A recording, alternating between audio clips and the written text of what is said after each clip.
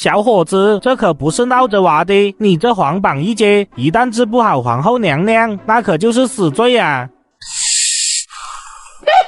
多谢大爷提醒，若是我没有把握治好皇后娘娘，这皇榜我是万万不敢揭开的。眼前这个少年是一个穿越者，名叫朱虾仁。然而就在刚刚，迟到了27年的系统突然觉醒了，直接奖励了神级医术，任何疑难杂症，只要他稍加诊断一下，就能立刻知道治疗方法。同时，系统还颁布了第一个任务，治好马皇后，所以他就来接皇榜了。行，跟我走吧，再拿一份皇榜贴上吧，别耽误了陛下的吩咐。妹子，你再坚持一下，咱已经命人四处张贴皇榜，寻访名医，咱一定要让人把你医好。我事到如今，活着或者死了，我都不在意了。我现在唯一的遗憾就是我的仙儿。朱元璋也心中一痛，面露惭愧之色。朱虾，他和马皇后的第一个儿子。当时朱元璋在外面打天下，马皇后独自在亳州城怀胎10月，生下了这个孩子。可是当时亳州城却沦陷了，这个孩子也因为意外遗失了。对呀，咱还要一起寻找仙儿，你还没在亲眼见到仙儿呢，你不能死，咱不允许你死。启禀陛下，城头有一位自称包治百病的虾神医接下了皇榜。有人接下皇榜了，妹子，听到了吗？你有救了。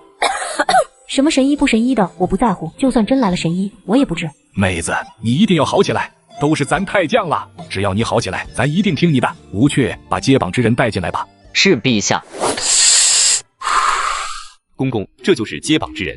回信国公，这位就是接榜之人。你这乳臭未干的黄狗小儿，也敢大言不惭地说能治好皇后娘娘？小子，钱是这么好挣的，爵位是这么好混的，财迷心窍，我看你是在自寻死路。接了皇榜，你知道这意味着什么吗？草民知道，皇榜在此，若我治不好皇后娘娘，死路一条。陛下，病人耽搁不得，草民可否为皇后娘娘诊脉了？好，如果你真能把妹子治好，封赏咱给够。上位，且不说这位大夫医术如何，皇后娘娘那一关，那就先找个偏殿让他歇着，需要他时，咱再传召。仙儿，妹子，你怎么了？别吓咱，带太医，快给咱看，救不了咱妹子，咱非要叫你们陪葬。陛下饶命，我等真的已经尽力了，娘娘她已经。陛下，病人情况不好耽搁了，草民得赶快治疗。你真的可以将咱妹子救回来？回陛下，草民一定将皇后娘娘救回来，一定。诊断吧。是，陛下。回陛下，皇后娘娘的病因很复杂啊。其一，娘娘早年跟随陛下奔波劳碌，凤体有所损伤；其二，娘娘经常断食，更是不利于凤体的调养，让身体愈发不堪重负。其三，也是最重要的一点，娘娘心中常年挂念忧虑，思念成疾，心头必定有什么至死不能放下的人。如此，娘娘的身体内外受损，各路筋脉受阻，气血不得运行，一步步将身体拖垮到了现在这个地步。先生果真是神医呀！皇后就是这样才逐渐病入膏肓的，不知先生可有什么方法可以救咱妹子？陛下莫急，待草民为娘娘尽以针灸之术疏通筋脉，调息气血，日后再以膳食汤药精心调养，便可让娘娘恢复健康。好啊，那你快给咱妹子针灸，只要你能让咱妹子恢复健康，金银、爵位、荣华都是你的。不可，你怎么能扎在那个穴位？皇后娘娘本来就经脉受阻，气血亏虚，你这一针不是治疗，是在催命啊！是啊，这是基本常识。你学过医术吗？庸医啊，这根本就是庸医。陛下，万万不可让其对皇后娘娘动手啊！他这一针下去，神仙都难救了。那你们用那按部就班的方法把皇后娘娘治好了吗？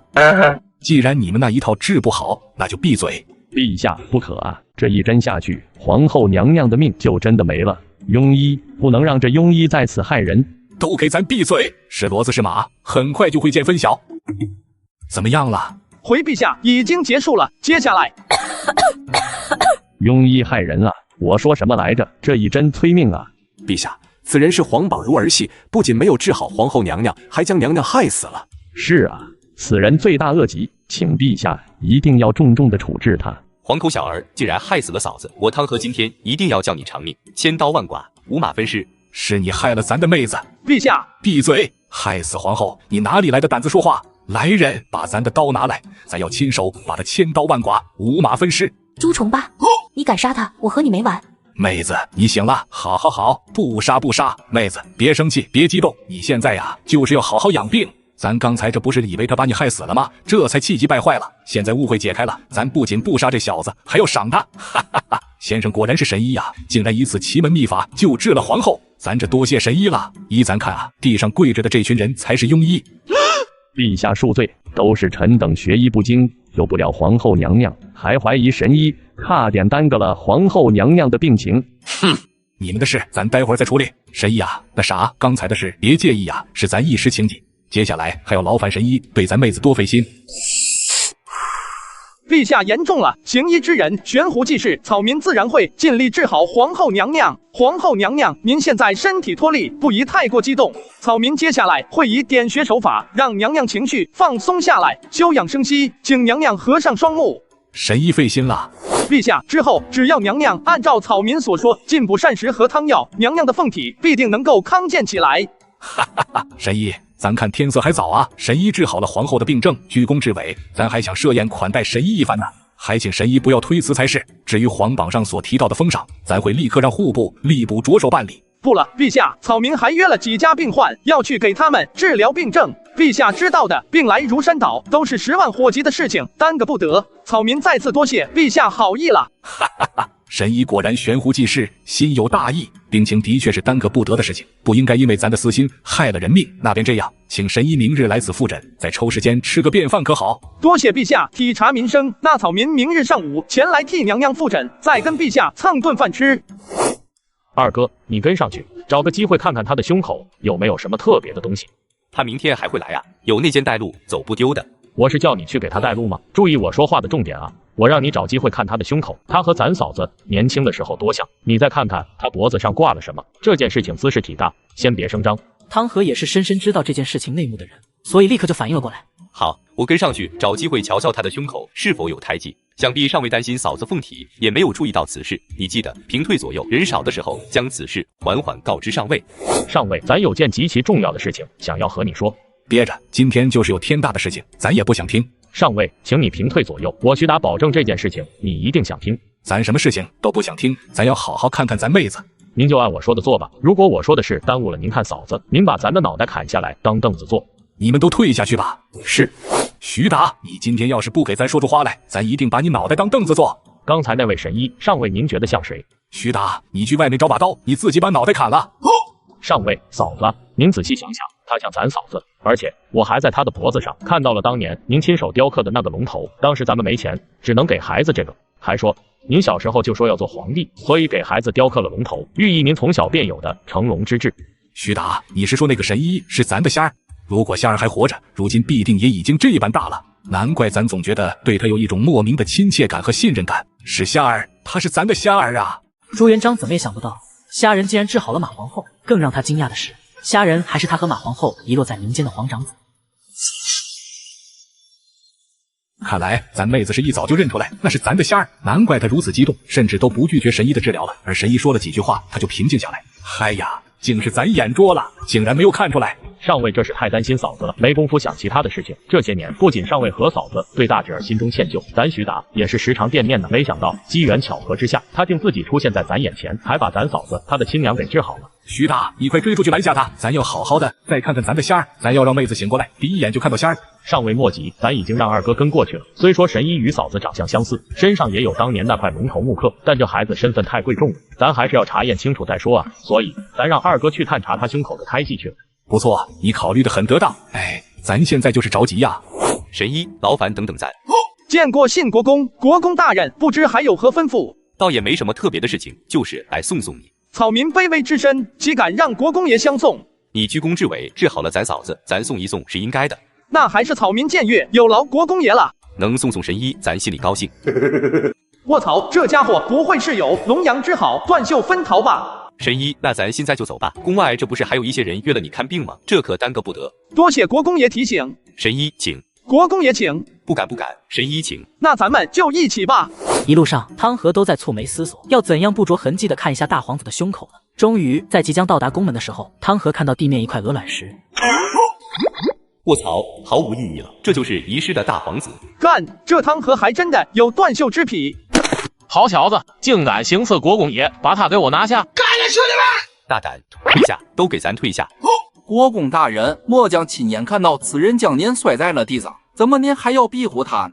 这位是刚刚将皇后娘娘绝症医好的神医，不得无礼。可是国公爷，他可是将您。闭嘴，咱说没事就没事，你给咱找几个得力的人护送神医。是，国公爷。国公爷，草民还有病患要治疗，先走了，别送，千万别送。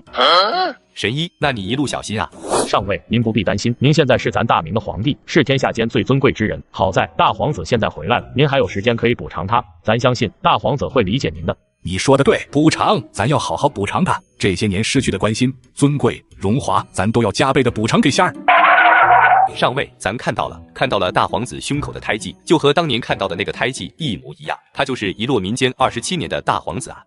27年了呀，咱的仙儿回来了。恭喜上尉，双喜临门，不仅找到了神医，还治好了嫂子的病症。这神医还是遗失多年的大皇子。对了，大皇子呢？二哥没有把他请回来吗？也不知道为什么大皇子像是看鬼一样看着咱，拔腿就跑了。不过咱想着，嫂子这不是还没有苏醒吗？而且大皇子还急着去给病人诊治，若要让他耽搁，他心中恐怕是万般不情愿的。反正大皇子明天上午便会进宫，也不必让他夹在皇威和救治病人之间为难，所以也就没叫他了。对，你做得对，咱亏欠仙儿的太多，万万不可再让他有所为难了。刚好明天咱妹子身体也恢复得更好了，咱说过，一旦找到仙儿，要让咱妹子第一个抱抱她，叫她一声娘亲。妹子你醒了，咱的仙儿回来了，等到明天上午，你就可以好好看看咱仙儿这一生迟到了27年的娘亲，你想听多少声就听多少声，到时候咱一起补偿咱的仙儿，咱要把一切都给她，补偿她27年来的苦楚。仙儿，我的仙儿，难道又是我在做梦？27年了，终究是我痴心妄想了。妹子，不是做梦，咱的仙儿真的回来了。嫂子，大皇子真的回来了，咱还亲自去看过他胸口的胎记。咱还看到了当年上尉亲手雕刻的龙头木刻，信物、胎记都有了。他那一张俊美无愁的脸，也和嫂子当年的绝世容颜有6、7分相似。那位年轻的神医就是大皇子，嫂子，是大皇子救了您的性命。冲吧，我想见一见仙儿，刚刚我整个人混混沌沌，都没来得及好好看一眼我的仙儿。妹子不着急，咱现在知道仙儿的下落，往后见面的机会多着呢。咱的仙儿啊，不仅有处变不惊的气魄，还有一颗爱民的人心啊。他这边一把你的病情控制下来，那边就急着赶紧出宫去给他已经约好的病患诊治呢。咱也不想让仙儿为难，就索性放他出宫去了。不过他明天上午就会来给你复诊，到时候你就能好好看着他了。是，不要让仙儿为难，明天我终于可以听仙儿叫我一声娘亲了。崇巴，我等了27年呀。上尉，嫂子，恕徐达直言，你们现在不宜与大皇子直接相认。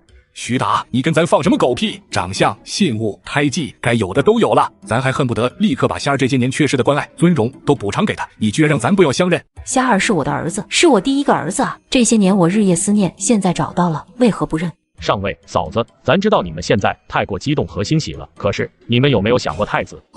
是啊，仙儿可是嫡长子，身份太过特殊和敏感了，此事不能公开，咱的仙儿命苦啊！冲吧，难道我等了27年，还是听不到仙儿叫我一声娘亲吗？等了27年才见到我的仙儿，太残忍了，这太残忍了！我的仙儿，她不能再受苦了。妹子不着急，咱是绝对不会再让仙儿再流落在外的。但是此事我们要考虑到标还有朝中错综复杂的关系，所以只能徐徐图之。现在仙儿治好了你的病，咱可以借着这个由头大加封赏，他的安全咱也会让二虎安排锦衣卫着重保护，绝对不让他有一丝一毫的意外。至于身份和其他补偿，咱慢慢来。反正你绝对不能委屈了我的仙儿，不然我绝不答应。妹子，你放心，咱绝不会亏待了仙儿，他是你的心头肉，何尝不是咱的心头肉？丁，恭喜宿主完成系统任务，成功救治马皇后，获得奖励神级书法9转培元丹、神级兵法。提示：9转培元丹可让宿主身体素质暴增，达到人类极限体质。哟，太神奇了！丁，新任务发布，救治百姓，人数300。有了神级医术，这任务不就是手到擒来吗？今日啥都不说，咱先宣一则圣旨，彪儿念吧。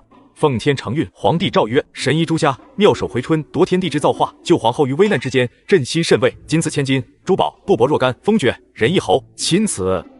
这真是离谱他妈给离谱开门，离谱到家了！你简简单单的扎了几针，这就封侯爵了。好了，事情说完了，你们有其他的事情要奏就奏吧。陛下，恐怕有些不妥吧？咱这许多战功卓著的将领，连个伯爵还没混上呢。这小子就是个给人看病的，他治好了皇后娘娘，的确是头等的功劳。但咱觉得要封爵，给他个伯爵就已经算是抬举他了，封侯爵太离谱了。末将服役，陛下要不再考虑考虑吧？梁国公所言极是，此事有欠妥当了。末将也服役，请陛下重新考虑封赏。好你个蓝玉，居然敢跳出来阻挠，还称呼咱的仙儿叫什么小子？那是你应该叫的吗？蓝玉，神医救了咱的妹子，咱给他什么奖赏都是应该的。你小子的胆子是越来越大了，还指挥起咱来了。咱身下这龙椅你是不是也想上来坐坐？来来来，咱站起来，让你坐。末将不是这个意思，陛下是大明的国主，千秋万代无人可替。陛下，请陛下恕罪，陛下的恩赐，末将做臣子的，不配指挥陛下的决定，陛下恕罪。既然没有异议，那早朝继续，有事说事，没事退朝。陛下您要封侯，臣等不能反对，但封爵之时，当事人都不在场，这不合规制啊。陛下，宋大人所言乃是金玉良言。若今日废了礼法，来日人人争相效仿，陛下该如何治国？我泱泱大明又要以何立本？礼法不可废，请陛下三思。吕敞、宋濂，你们什么意思？今天这一个个的都要和咱作对是吧？就是看不得咱开心是吧？回禀陛下，臣不是这个意思，臣只希望陛下能够考虑千秋基业，莫要废了祖宗礼法。臣附议。你们这两个老家伙就是不想让咱痛快，今天你们就是说破了天，咱也不搭理你。陛下不可啊，祖宗礼法不可废，臣此乃为陛下尽忠，便是在此长跪不起，也要让陛下改变心意。臣也如此。好，你们要跪是吧？那你们跪，随便跪着。来人，给咱把这两个冥顽不灵的老家伙插出去，只要不在咱跟前，他们爱跪哪儿跪哪儿。不用你们动手，老臣自己出去。礼法不可废，老臣无错。诸位爱卿，可还有异议？陛下圣明。好，看来本次封赏甚是妥当，相关的封赏事宜，户部、礼部各自负责安排下去。此事务必给咱好好办。父皇，治好娘亲的这位神医，可是有什么特殊之处？彪儿，你随咱先去看看你娘。是，父皇。彪儿，你来了。娘亲，那位神医果然妙手回春啊，而臣定要好好感谢他。神医？他哪是什么神医啊？他就回了娘亲性命，他医院这么多人都束手无策，如何不是神医？娘亲这是怎么了？彪儿，你方才不是觉得咱在奉天殿的态度太奇怪了吗？既然这里也没有外人，你娘亲也在这里，咱就和你摊牌了。那位神医是你失散多年的皇长兄啊！虾仁治好了马皇后的绝症，朱元璋不顾群臣反对，竟直接给虾仁封侯，因为虾仁是朱元璋和马皇后的皇长子。就在刚刚，朱标也得知了这一消息。父皇，你说虾神医是我失散多年的皇长兄？没错，很少人知道，咱其实还有一个在战乱之中遗失的孩子。当年咱在外征战，把你娘还有你皇长兄安置在亳州城，结果援兵入侵，咱的仙儿就这么不见了。结果昨日你皇长兄接榜，治好了你娘，咱也通过长相、信物、胎记，意外的确定了你皇长兄的身份。27年，学了一身过人医术，也不知他在外面吃了多少苦。既然如此，父皇，你为何不直接公布兄长的身份呢？这些年兄长在外面受苦了，咱们应当立即把他接入宫里，好好补偿才是。父皇，儿臣愿意亲自前往接回兄长，以添兄长荣光。不可，彪儿，现在万万不可泄露你兄长的身份。父皇，儿臣一直深深的觉得自己无能担当皇太子之位，现在既然皇长兄回来了，立嫡立长，无论怎么说都应该是兄长当这个皇太子啊！请父皇不要顾虑儿臣，立刻废了儿臣的太子之位，再对皇兄进行加封吧。儿臣实在是做不了这个皇太子，日后儿臣一定尽心尽力辅佐皇兄治理大明。彪儿啊，这个皇太子之位竟让你如此难受吗？从前是不能说儿臣是嫡长子，不得不扛。可是现在皇兄回来了，儿臣就不吐不快了。朝堂里的尔虞我诈，儿臣应付不来。儿臣没有手起刀落的杀伐果断，这个皇太子，儿臣实在是当不下去。对此，朱元璋也不觉得意外。不过现在亲耳听到自家儿子这一番话，还是产生了一阵浓浓的挫败感。费心费力培养你当下一代国君，结果你把这玩意儿看成烫手山芋。父皇，要不我现在就亲自出宫，把皇兄接入宫中，到时候我直接从东宫搬出去，也省得皇兄到时候再动弹了。父皇觉得如何？彪儿啊，你先冷静一下，别太激动了。就算你不想当这个太子，朝中许多人可不会这么想啊。这件事情影响太大了，不能操之过急。对，父皇说的对，一旦皇兄的身份曝光了出来，朝局不稳，文武大臣都会沉迷于追逐从龙之功，甚至就连皇兄的安危都无法保障。此事不宜操之过急，应该徐徐图之。不如父皇先封皇兄一个官职，官职不宜太大，省得朝中的大臣们再次反对，但也别太小，最好能给皇兄发挥的机会，让皇兄快速立功，咱们再合力推一推，让皇兄先在朝中站立住脚。另外，皇兄流落在外多年，对于治国之策或许不够熟悉，儿臣负责将这些年所学全部教授给皇兄。皇兄以27岁的年龄，医术就如此高超，必定是极其聪慧的。彪儿所言考虑的十分周详，待你皇兄进宫替你娘复诊，咱就把这官也给他封了。看来时间刚刚好，是时候去给皇后娘娘复诊一下了。胡统领，怎么风把您催过来了？要不要给您泡上一杯茶？不必，神医卑职锦衣卫统领二虎，陛下估摸着您差不多到了，特地吩咐卑职前来接应，给您带路。有劳虎统领了。不敢，神医言重了，神医请。不敢，虎统领请。不敢，神医请。一起请。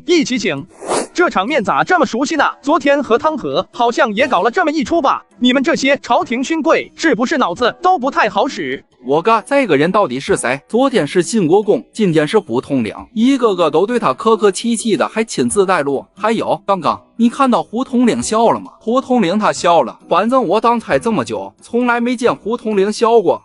我看到了，胡统领那张面瘫脸硬生生挤出来的笑容，真的挺难看的。这到底是什么人啊？胡统领那几位是犯了点事儿，被陛下责罚了，都是自作自受，可能会太久了，情绪不太好，神医不必在意。可是他们的眼神看起来是不是有点恨我啊？神医，皇后娘娘还等着你给她复诊呢，咱们还是赶紧前往坤宁宫去吧。胡统领所言极是，给马皇后复诊才是重点。启禀陛下、娘娘、太子殿下，胡统领带着神医朝坤宁宫这边来了，即将到达。重八，我的虾儿这回真的要到了，等了这么久，我终于可以见到我的虾儿了。妹子，你记得要控制住自己的情绪，不要让虾儿察觉到什么。我知道，为了虾儿的安危，为了大明，我会克制自己的。草民虾人见过陛下、娘娘、太子殿下二位国公。神医来了，来，先替咱妹子看看恢复的咋样了。是，陛下。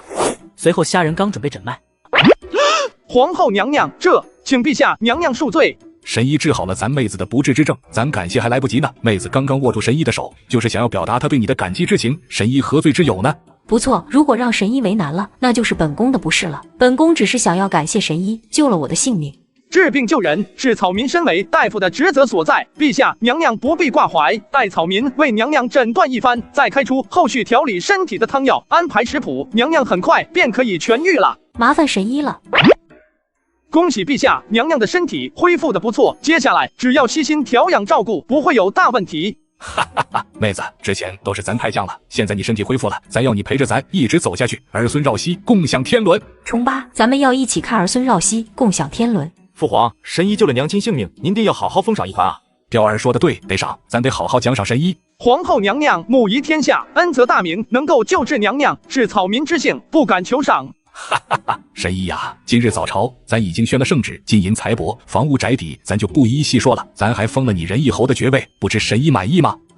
仁义侯跳过伯爵，直接封赏侯爵。卧槽，那些迂腐的文臣，莫非就是因为这事？咱想了想，得再封你个什么官职才好？那就吏部文选卿吏司吧，正五品衔。父皇这一波操作高明啊！陛下，万万不可！草民自小学习的是医术，救治病人，草民没有问题。可谈到做官，草民才疏学浅，实在不能胜任啊！以神医之聪慧，想必很快就能把握住的。为了感谢神医救治了母后，本宫也会协助神医，这是我们一家人的感谢，还请神医不要推辞才是。陛下、太子殿下，你们就别折煞草民了。草民从小乃是孤儿一个，没有任何家世，也不是随皇上打天下的功臣勋贵，在朝中更没有任何根基，绝对担不得这个职位啊！陛下想要表达感谢，之前所言的金银财帛已经足够了。草民自小学医，卑微之身，做不了什么大事，只希望能够多救治几个百姓，也不算辜负了草民这一身医术。神医此事，彪儿，父皇怎么了？神医所言有理，咱一时心急，竟然没有考虑到树大招风这一点，是咱考虑的不周到了。神医，你父母不在身边，你是如何习得这一身医术的？想必受了很多苦吧？回皇后娘娘，草民从小被开医馆的师傅收养，教授了一身医术，虽然在战乱中被遗落，但是比起大多数孩子来说，已经是很幸运了。那你心里怪你的父母吗？元军残暴，肆虐我中原大地，中原百姓饱受其苦。草民的父母只怕也是在元军的摧残之下，将草民遗失的吧？像草民这样的孩子，天下实在太多了。若说怨恨，草民只怨恨元军，父母也只是受害者罢了。虾人老老实实的说出了自己的想法。这个年代的老百姓命如草芥，要怪也只能怪蛮夷元军。听到虾人这番话，朱元璋和马皇后再也克制不住了，两个人的泪水夺眶而出。陛下娘娘，这是怎么了？父皇和母后是通过神医想到了天下百姓的疾苦，心中一时伤感，没克制住。陛下娘娘心怀天下，是苍生之幸。不知神医可有家室，可有妻儿？师傅早几年前就过世了，草民一无钱财傍身，二无长辈主持，索性也就没去想这事了，省得拖累好人家的姑娘。上位臣有一女，名曰汤云馨，年方28，容貌毅丽，琴棋书画样样精通。云馨那孩子，本宫看过，很是乖巧，不错不错。上位臣有一女，名曰许妙清，年15，容貌无双，才学过人，而且颇通医道，心地善良，平日还经常开摊义诊。若许配给神医，闲暇之余夫妇二人也可探讨交流。好啊，妙清这孩子本宫也见过，还听人提起过他义诊的事情呢，也是个好孩子。这件事情就由妹子你来定吧。神医这2个闺女，不知道你更喜欢哪个？你治好了本宫，本宫还发愁要如何谢你呢。你来选一个，要是2个都喜欢，那就2个闺女都娶回去也行。皇后娘娘，草民卑微之身，恐怕配不上2位国公爷的千金。配得上，本宫说你配得上，你就配得上。但凡谁敢智慧一句，本宫绝不答应。神医，你就放心大胆的选，想要哪个？还是2个都要？本宫给你做主。若是有谁敢说你一句不是，本宫绝不放过他。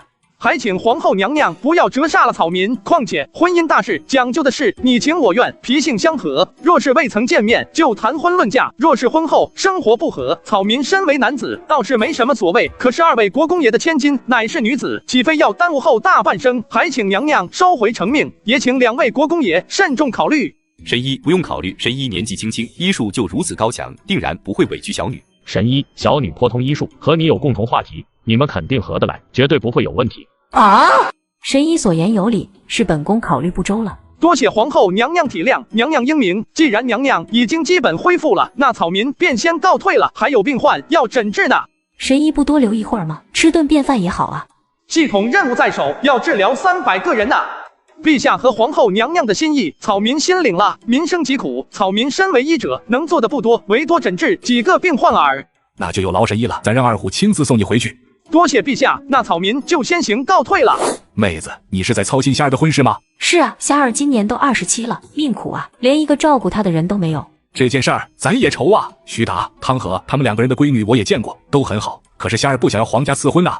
重八，我倒是有一个主意。妹子，你说，咱夏儿命苦，她现在就是想要天上的仙女，咱也给她弄过来。重八，倒也没有你说的那么严重。夏儿不是说担心2个人没有见过面，脾性不合吗？咱们就创造机会，让夏儿和那些勋贵、文臣武将家里的千金们多接触接触。刚好我这病情也恢复得很快，就以此为由头，我来主持操办，办一场宴会，便请朝中大臣家里的适龄女子前来参加。咱们叫上夏儿，让她好好相看相看，看上哪个或者看上哪几个都成，我们给她指婚，风风光光的操办。哈哈哈，这主意好啊，妹子，就这么办。时间的话定在5天之后，如何？劳烦虎统领了，接下来的路草民认得了。虎统领事务繁忙，不必为我费心。那谁一路小心？300个人，要不我开个义诊的了，完成任务快一点，奖励也来得快一点。少爷，外面有位官爷找你，请他们进来吧。是少爷。下官范敏，任户部尚书，身后这2个是户部的左右侍郎。朱元璋怎么也没想到，治好马皇后绝症的神医，竟是自己和马皇后遗落在民间的皇长子。为了补偿虾人，朱元璋和马皇后决定亲自给虾人选妃。就在刚刚，一大批奖赏就送到了。不知几位大人来此，有何贵干？今日早朝，陛下给您下了封赏，下官就是来这里给您送些金银财帛的。您就坐在此处好生休息，看着便是。送完东西就立刻离开，绝不打扰神医。这是礼单，神医请查验。哟，眼前这些金银财帛都够我用好几辈子的了。妙清，这几天你好好准备，为父能说的不多，只能告诉你，这是一个千载难逢的机会。你若能好好抓住这次机会，为父保证，你日后的尊荣无人可及。爹爹，你知道的，妙清自小学医，便是因为看过了百姓疾苦，心中不忍，想要帮助天下贫苦百姓。若是嫁了人，便只能书记为人妇，这一身医术岂不是白学了吗？妙清才不要嫁人。爹爹，你别逼我，我就是从这跳下去，此外边也绝不嫁人。反正皇后娘娘的宴会你不能不去。好好好，我去还不行吗？妙清，机会千载难逢，爹爹不会害你的。你记得打扮得漂亮一点，还有那些珠钗、步摇，想要什么，爹都给你买回来。爹爹就是想让我嫁给当今太子，他不就是想当国丈吗？谁不知道他呀？我才不嫁！我徐妙清要嫁也只能嫁给自己喜欢的人。去参加宴会可以，但肯不肯好好表现却在我。魔高一尺，道高一丈。哼，迷了心窍的老头子。离心，这一次机会错过了就再也不会有了。你要是能够把握住，日后便是荣宠加身，尊贵无极呀。爹爹，女儿不喜欢太子，女儿心意已决，你不必再劝我了。5日后的宴会既是皇后娘娘的邀请，女儿自会赴宴，但嫁给太子，女儿不愿。女儿，你就听爹爹一句劝，好好准备一番，爹爹是不会害你的。爹爹不会害我，爹爹只是想当国丈。你个小妮子，胡说八道什么呢？别乱说这些有的没的。少爷，外面有个抱头环眼的男子求见，快请他进来。是少爷。虎统领，陛下和皇后娘娘还有什么吩咐吗？多亏神医妙手回春，娘娘身体日渐恢复了过来。娘娘心中感恩，一直想要宴请神医吃一顿便饭。还望神医莫要再推辞了才是。劳烦虎统领了，草民会准时赴宴的。那微臣到时候在东门恭候神医。时间匆匆流逝，5天的时间很快就过去。丁，宿主成功救治一个人，任务完成317%。卧槽，按照这个速度太艰难了，看来我得想想别的办法刷系统任务了。一阵思索无果，虾仁决定先不想这事儿了，毕竟他今天还要去皇宫赴宴。神医你来了。虎统领，你们锦衣卫是不是平常都挺闲的呀？我这一介草民，老让你来接送，过意不去啊。神医言重了，微臣都是按照陛下和娘娘的吩咐做事。神医请。神医，你终于来了。草民见过太子殿下。神医，你跟我就不用这么客气了。说罢，便让虾仁坐到了自己旁边的位置上。太子殿下不可，尊卑长幼有序。他不过一介草民，非尊非长，怎能坐在太子身边？宋大人所言极是。卧槽，这不就是跪着的那2个老家伙吗？大人所言有理，是草民僭越了，草民这就离开这个位置。老师无妨，神医救了母后的性命，是本宫的恩人，这个位置他当得上。老师，这也是父皇和母后的意思。您腿脚不好，实在不宜久跪，若是因此再次惹怒了父皇，那就您说是吧？况且此次虽是大宴，但也不是特别严肃的宴会。神医一日不见，如隔3秋啊！时隔5天，终于见面了。听说神医这些日子都在开义诊，咱也不好去打扰神医。神医得了陛下的赏赐，不曾想着挥霍享受，却首先想到了为天下百姓做些事情，这份仁义无双，我老徐也是自叹不如啊。徐达和汤和是10位国公爷之首，却主动给这么一个年轻人行礼，一张老脸，谄媚的都快笑开花了。这个世界到底怎么了？2位国公爷客气了，草民只是尽了一点微薄之力，比不上2位大人功勋卓著，协助陛下建立大明，完我泱泱华夏于江青。神医小女妙清，绝艳姿容，肤白如玉，秀眉如黛，而且颇通医道，心地善良，也和神医一样心系天下百姓。我想你们肯定会有共同话题的。神医别理我3弟，他们家那个徐妙清调皮跳脱，而神医却是大气沉稳，他肯定和神医你脾性不合。还是我们家云心好，他琴棋书画样样精通，容颜清丽绝俗，肯定和神医合得来。神医，你可别听我二哥的，他们家那个汤云心，整个就是一闷葫芦，哪有我们家妙清可爱？我们家妙清还可以帮神医抓药看诊，夫妻配合多好。神医，我们家云心那是性格沉静，哪像徐妙清大大咧咧？我们家妙清那是活泼，那个汤云心笑又不爱笑，多闷呐！我家云心容颜清丽，飘逸出尘，神医一见便知。我家妙清绝艳姿容，肤白如玉，神医也可一看。哼，云心，来，爹给你介绍介绍。妙清，过来见见神医。这倒霉孩子跑哪儿去了？妙清，我们这样真的好吗？云心姐姐，你就放心吧，之前的各种宴会，我也是找地儿躲起来，不然那群公子哥烦不胜烦。我们在这乘凉，等陛下和娘娘来了，开席了，咱们再悄悄回去就行了，吃完就跑，没烦恼。我也对那些人不胜其烦，一直都想躲开，只是不敢这么做。这还是我第一次躲宴会呢，我爹就差把他想当国丈几个字给写在脸上了。我不想嫁给太子，实在是害怕。云心姐姐，我还以为你多淡定呢，面对那些公爵勋贵之子，面无表情，冷若冰霜。原来你也烦他们呀！我爹也是千叮咛万嘱咐，让我好好打扮，还说是为我好，可不就是他想当国丈吗？我又不喜欢太子，我才不听他那一套。神医且先休息，我家云心可能是去更衣了，我去找找。我家妙清可能一起去了，我也去找找。神医，方才信国公和魏国公所言，可有心动啊？2位国公家的千金我见过，无论是容貌、才情还是性格都很不错，是少有的美人儿。既然太子殿下对这2位美人颇为欢喜，可取为侧妃啊！我不着急，这不是听说神医还没有娶亲吗？刚好2位国公都有嫁女之意，无论神医喜欢哪个，他们必然都会十分欢喜的。不，草民身份卑微，即便得了陛下的赏赐，也实在配不上2位国公爷的千金，还请太子殿下不要拿草民打趣才是。神医，你配得上。要是不喜欢魏国公和信国公家的2位千金，在场这些你一选就是。这些王公贵女，你放心大胆的选。你救了母后的性命，有父皇母后给你撑着，你就是想要娶天上的仙女儿都行。不用，太子殿下，你多选几个就成。神医，你看那位曹国公家的独女曹如心，一手箜篌弹得极妙，简直如昆山玉碎，芙蓉泣露，名冠应天府。不了，我不配。神医，这一位魏国公家的妖女邓新月，古琴之技堪比伯牙子期。不用，不喜欢这类型。旁边那位呢？宋国公家嫡女冯乐瑶，画技超群，紫禁城里的画师都比不上。我对绘画一窍不通啊！那啥，神医，你该不会不会是？太子殿下，你误会了，我性取向非常正常，只是没有看到喜欢的。殿下不必为我忧心，感情的事看缘分。陛下皇后娘娘驾到，速！徐妙清，你这倒霉孩子又去哪儿了？刚刚这么重要的时候，你居然不在，亏大了，错过了这么好的机会。爹爹，你叫我打扮，我打扮了；你叫我来参加宴会，我参加了；你说的我都做了呀。你要气死为父！碧溪啊，你真的是与天大的尊荣富贵擦肩而过呀！刚才三弟他家那丫头不在，你的容貌也只有那丫头和你平分秋色，她不在这里，这里就是你的天下了。来，给大家介绍一下，这位便是将本宫从阎罗殿里拖回来的神医。草民只是尽了一个医者本分，皇后娘娘言重了。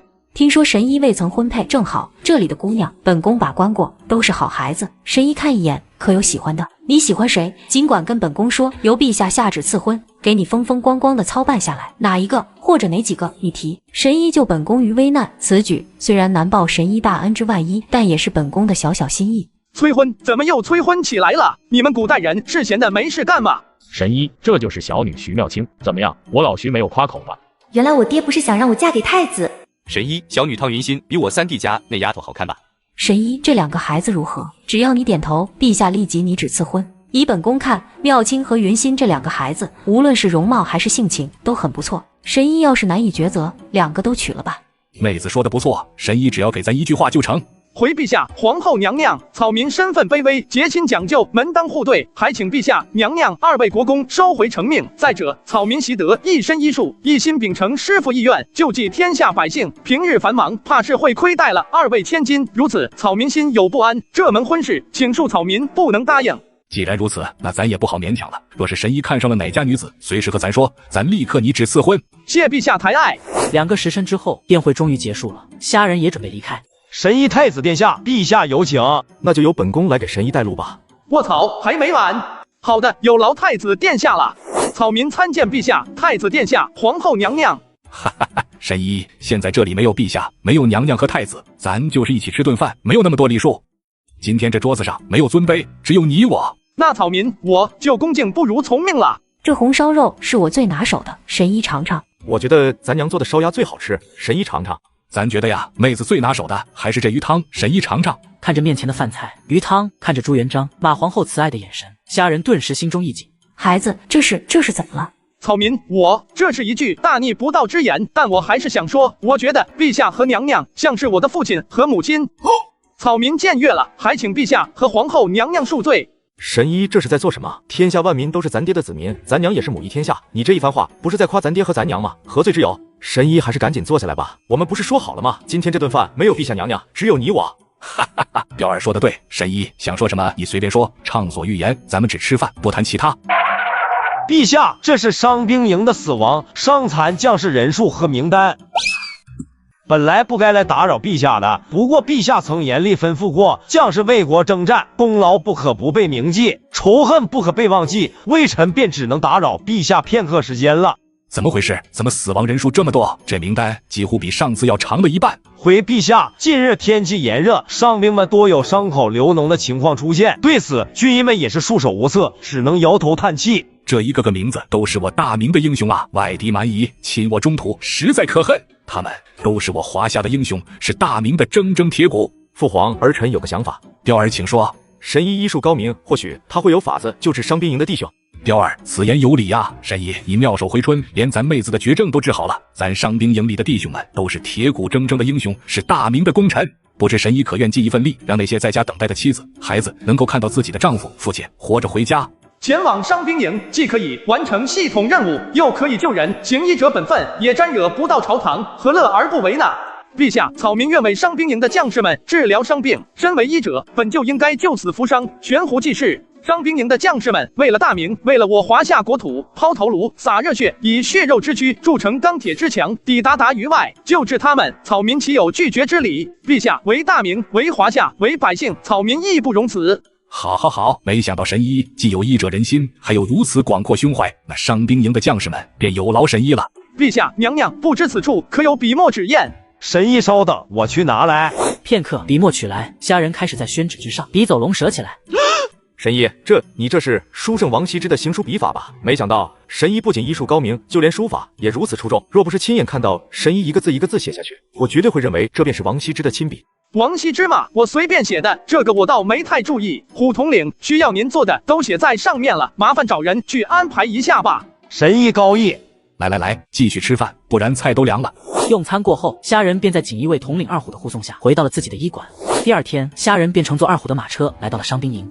伤兵营最严重的地方在哪里？你是谁？此处是伤兵重地，现在人等不得入内，速速退去。在下虾人奉陛下之命前来救援伤兵。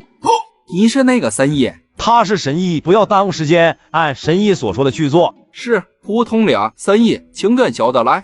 还走吧，血崩了救不了了。等一下。小伙子，你也是医者，他已经流了这么多血了，而且还丝毫止不住，没用了。有时间就去处理那些还能救一救的人吧。放心，我能救。虎统领，不知昨日让你帮忙准备的东西准备好了吗？微臣已经的人去搬运了，这会儿差不多该送过来了。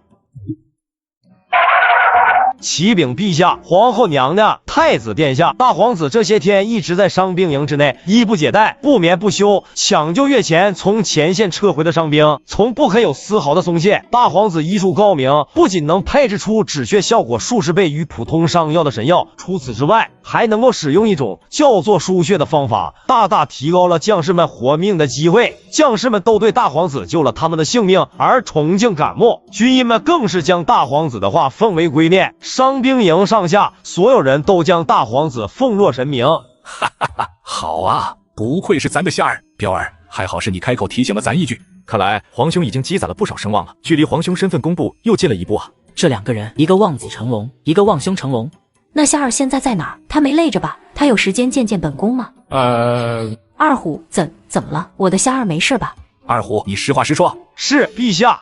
大皇子他现在的确无法过来见陛下和皇后娘娘。这15天，大皇子日夜操劳，不眠不休，几乎没有合过眼。微臣只是跟随在大皇子身边，还有时间打个盹，到现在都已经是筋疲力竭了。而大皇子一直在伤兵营操劳，没有合过眼，直到今天，整个伤兵营的伤兵们全部接受了治疗之后，大皇子才沉沉的睡了过去。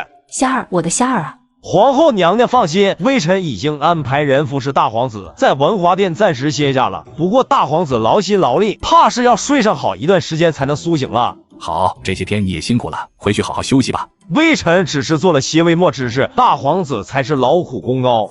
丁，恭喜宿主完成系统任务，成功救治300人，获得奖励50年寿命，猛火油提纯技术。哟，没想到系统居然还能奖励寿命，只要不受到外部的伤害，我就能比普通人多活50年。提示：明朝猛火油质量低下，可燃度差，且遇水而稀。猛火油提纯技术可帮助宿主对低质量猛火油进行加工提炼，可以提纯出2道不同纯度的猛火油，甚至可以得到汽油。提纯后的猛火油可燃性极强，遇火即燃，水扑难灭，下雨不息。如果能够将提纯后的猛火油应用起来，什么番邦一族，什么达瓦剌之流，全特么一把火给它烧干净了。陛下，皇后娘娘，神医已经醒了。好，彪儿，快扶我去正殿。不急，咱们这就去。见过陛下、皇后娘娘、太子殿下。神医，你劳苦功高，是你救了我大明的将士们，现在正该好好休息，何须起身行礼？快躺下休息。哈哈哈，是啊，神医劳苦功高啊！听二虎说，即便是在这样炎热的天气下，咱伤兵营里的将士们都有70%将士们被救活了。这在以前，一旦碰上这种时节，他们都是9死1生。神医的伤药和输血神技，给咱的将士们都打了一颗定心丸。现在将士们上下一心，感慕神医的恩德，也感慕皇恩，咱也是沾了你的光啊！这一切都是神医的功劳，咱这就吩咐下去。陛下，草民身为医者，本应救死扶伤，这一切都只是做了分内之事，请陛下万万不要再给草民额外的奖赏了。诚如草民上次所说，草民没有任何家世，也不是随皇上打天下的功臣勋贵，在朝中更没有任何根基，陛下赐封任何官职，草民都担当不下。听到虾人的话，朱元璋顿时心中一凛，担当不下，这孩子思虑谨慎周全，以他现在的立场，他是不想沾惹这官场仕途啊。卧槽，完蛋！我应该没说错啥吧？怎么朱元璋眼睛都红了？该不会我触到了他的什么奇奇怪怪的漏点，要杀了我吧？草民有罪，请陛下恕罪。哈哈哈，神医高风亮节，不图名利，何罪之有？既然神医坚持不接受咱的封赏，那咱也不勉强，不要官职，那边只能赏些金银财帛了，还望神医不要推辞才是。多谢陛下体谅，草民就是个大夫，只能做大夫做的事情，却不知道草民在此处叨扰多久了。如今既然已经醒来，也是时候告辞了。文华殿乃是太子御临的宫殿，草民住在此处，已经是大大的与理不合。无妨，神医劳苦功高，在此处住多少天都是没有问题的。神医，这个地方你想住多久住多久，天天住都没关系。以后太子之位都是你的，文华殿是太子御临的地方，那就是你的地盘啊！你住在你自己的地盘上，怕什么？既然神医想要离开，那咱也不强留了，还是由二虎护送神医回去。神医这些天累着了，回去也要多注意休息。多谢陛下体谅，那草民这便告退了。重八，夏儿这才刚刚醒过来，你怎么舍得让他再受苦楚？你是不是在考虑什么？父皇，你是要把皇兄的身份公布出来了？不错，咱要告诉所有人，仙儿就是咱的儿子。到时候咱想给仙儿什么就给他什么，把一切都捧到咱仙儿的手里。等仙儿知道了自己的身份，就不会急着推辞了。咱给他的一切都是他应得的，他的身份比其他任何人都要尊贵。妹子，你可以听他叫你一声娘亲，咱也能听他叫咱一声爹。夏儿，27年了，我终于可以抱抱我的孩子了，我能听见夏儿叫我娘亲了。太好了，皇兄在外漂泊这么多年，咱们一家人终于可以好好团聚了。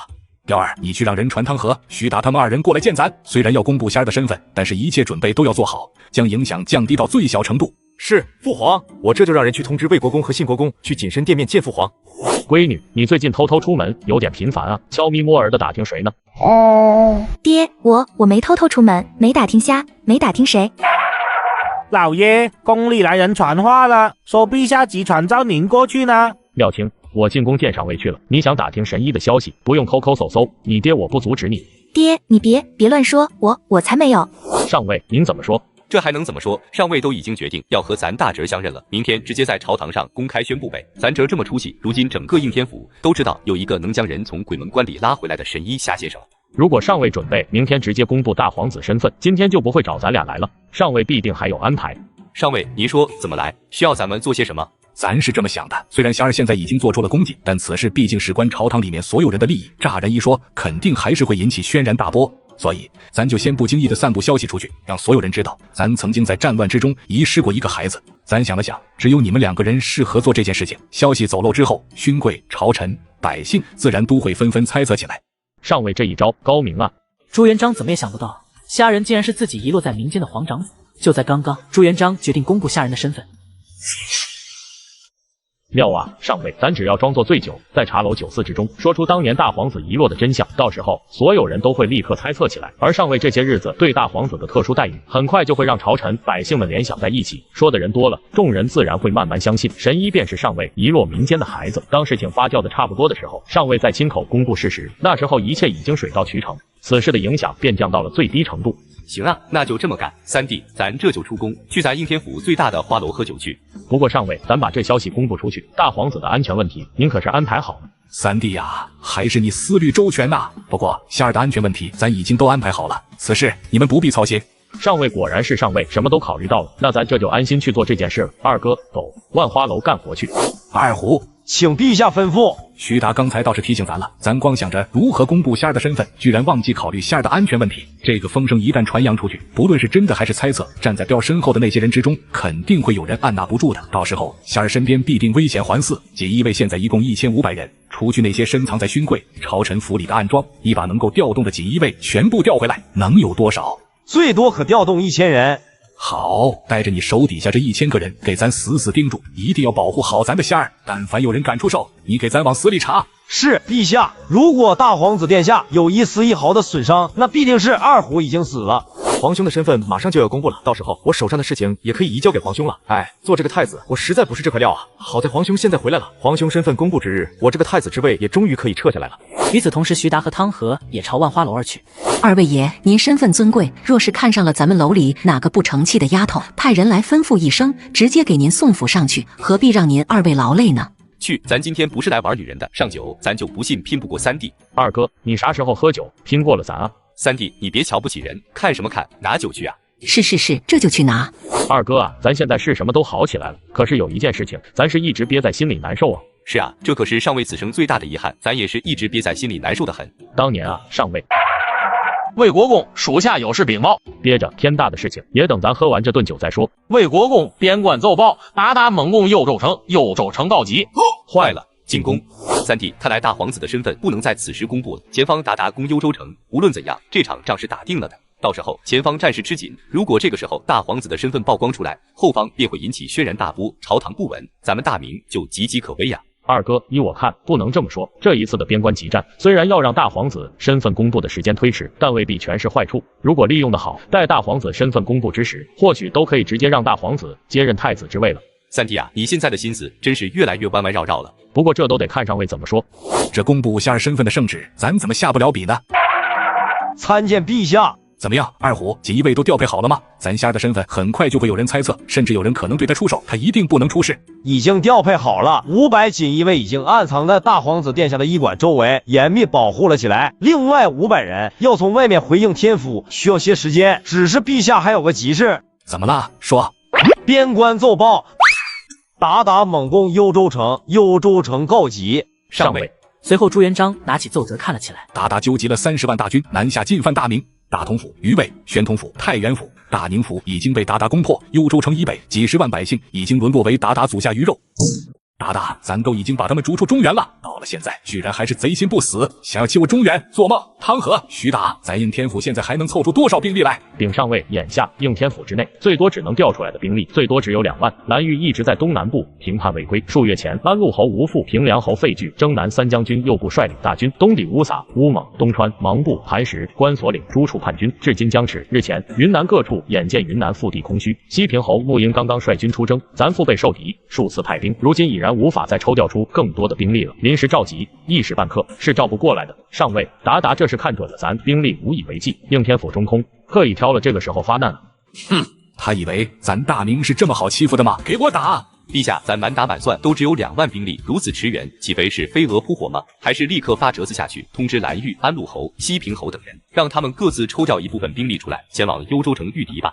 太慢了，他们本来就已经自顾不暇了，即便能抽出兵力来，等他们的兵力到了幽州城，幽州城恐怕早没了。二哥，咱看你是已经把腿脚歇软了吧？当年蓝玉不也是3万兵力于洪都城据守，还不是抵挡了陈友谅的60万大军133天？你不敢去，咱老徐来，2万兵力又如何？陛下，咱请命出兵，一路急行军，立刻前往幽州城，除非咱老徐死了，否则咱绝不让幽州城破，不让鞑靼援军再次入侵我中原，必定能等到陛下将援兵抽调齐全。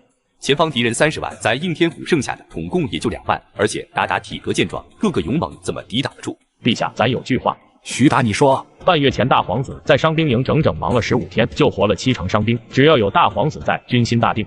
你是说让大皇子随军出征？没错，的确是个好办法，但陛下你舍得吗？朱元璋沉吟了许久，让他去，夏儿是咱的儿子，不会差。上尉，您真的愿意让大皇子去幽州城？国家兴亡，匹夫有责，何况是咱的儿子？咱就让夏儿随军出征，共守幽州城。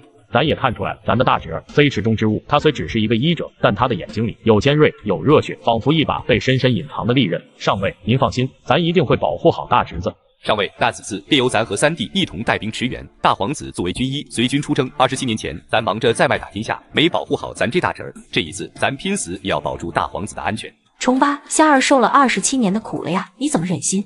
妹子，你怎么来了？嫂子，你放心，咱徐达一定拼了自己的性命，保护咱的大侄儿。不错，嫂子，只要咱不死，就一定不会让咱大侄儿遇到任何危险。重八，你想的我知道，我的夏儿命苦啊，连证明身份都要拿这一份危险来换。妹子，你放心，夏儿咱亲自去保护。重八，你是说为了夏儿，为了大明，咱要御驾亲征？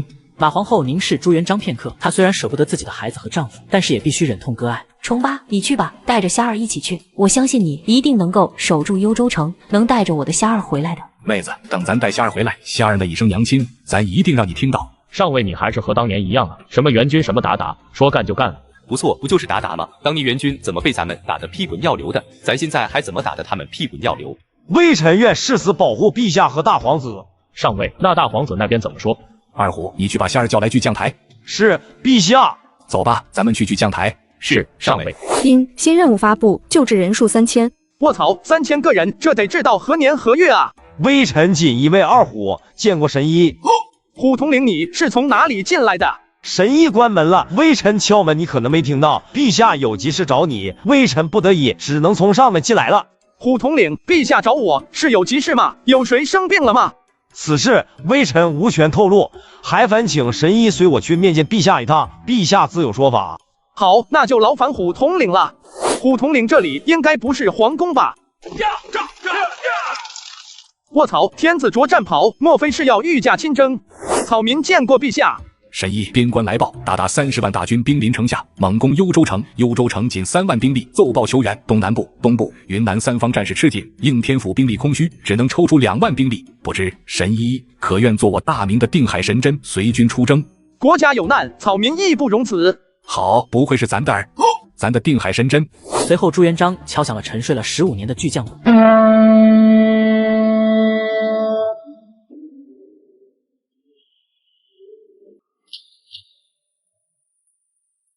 这是巨将鼓，15年了，陛下终于敲响了巨将鼓。出大事了，陛下在叫我们去打仗了。陛下，末将这就来了。孩子去，顺着巨将鼓的声音去。你爹打不动了，你来打。你要是给老子丢了脸，就别回来。上尉，清点完毕，共有士兵12753人。这亲卫兵当年散去的时候，人数只有8000，哪来的这么多人？禀上尉，将士们听到巨将鼓，立刻便赶了过来。赶不过来的，他们便催着自己的儿子穿上盔甲，顺着巨将声音前来应命。家里有儿子的，大大小小都拖了过来。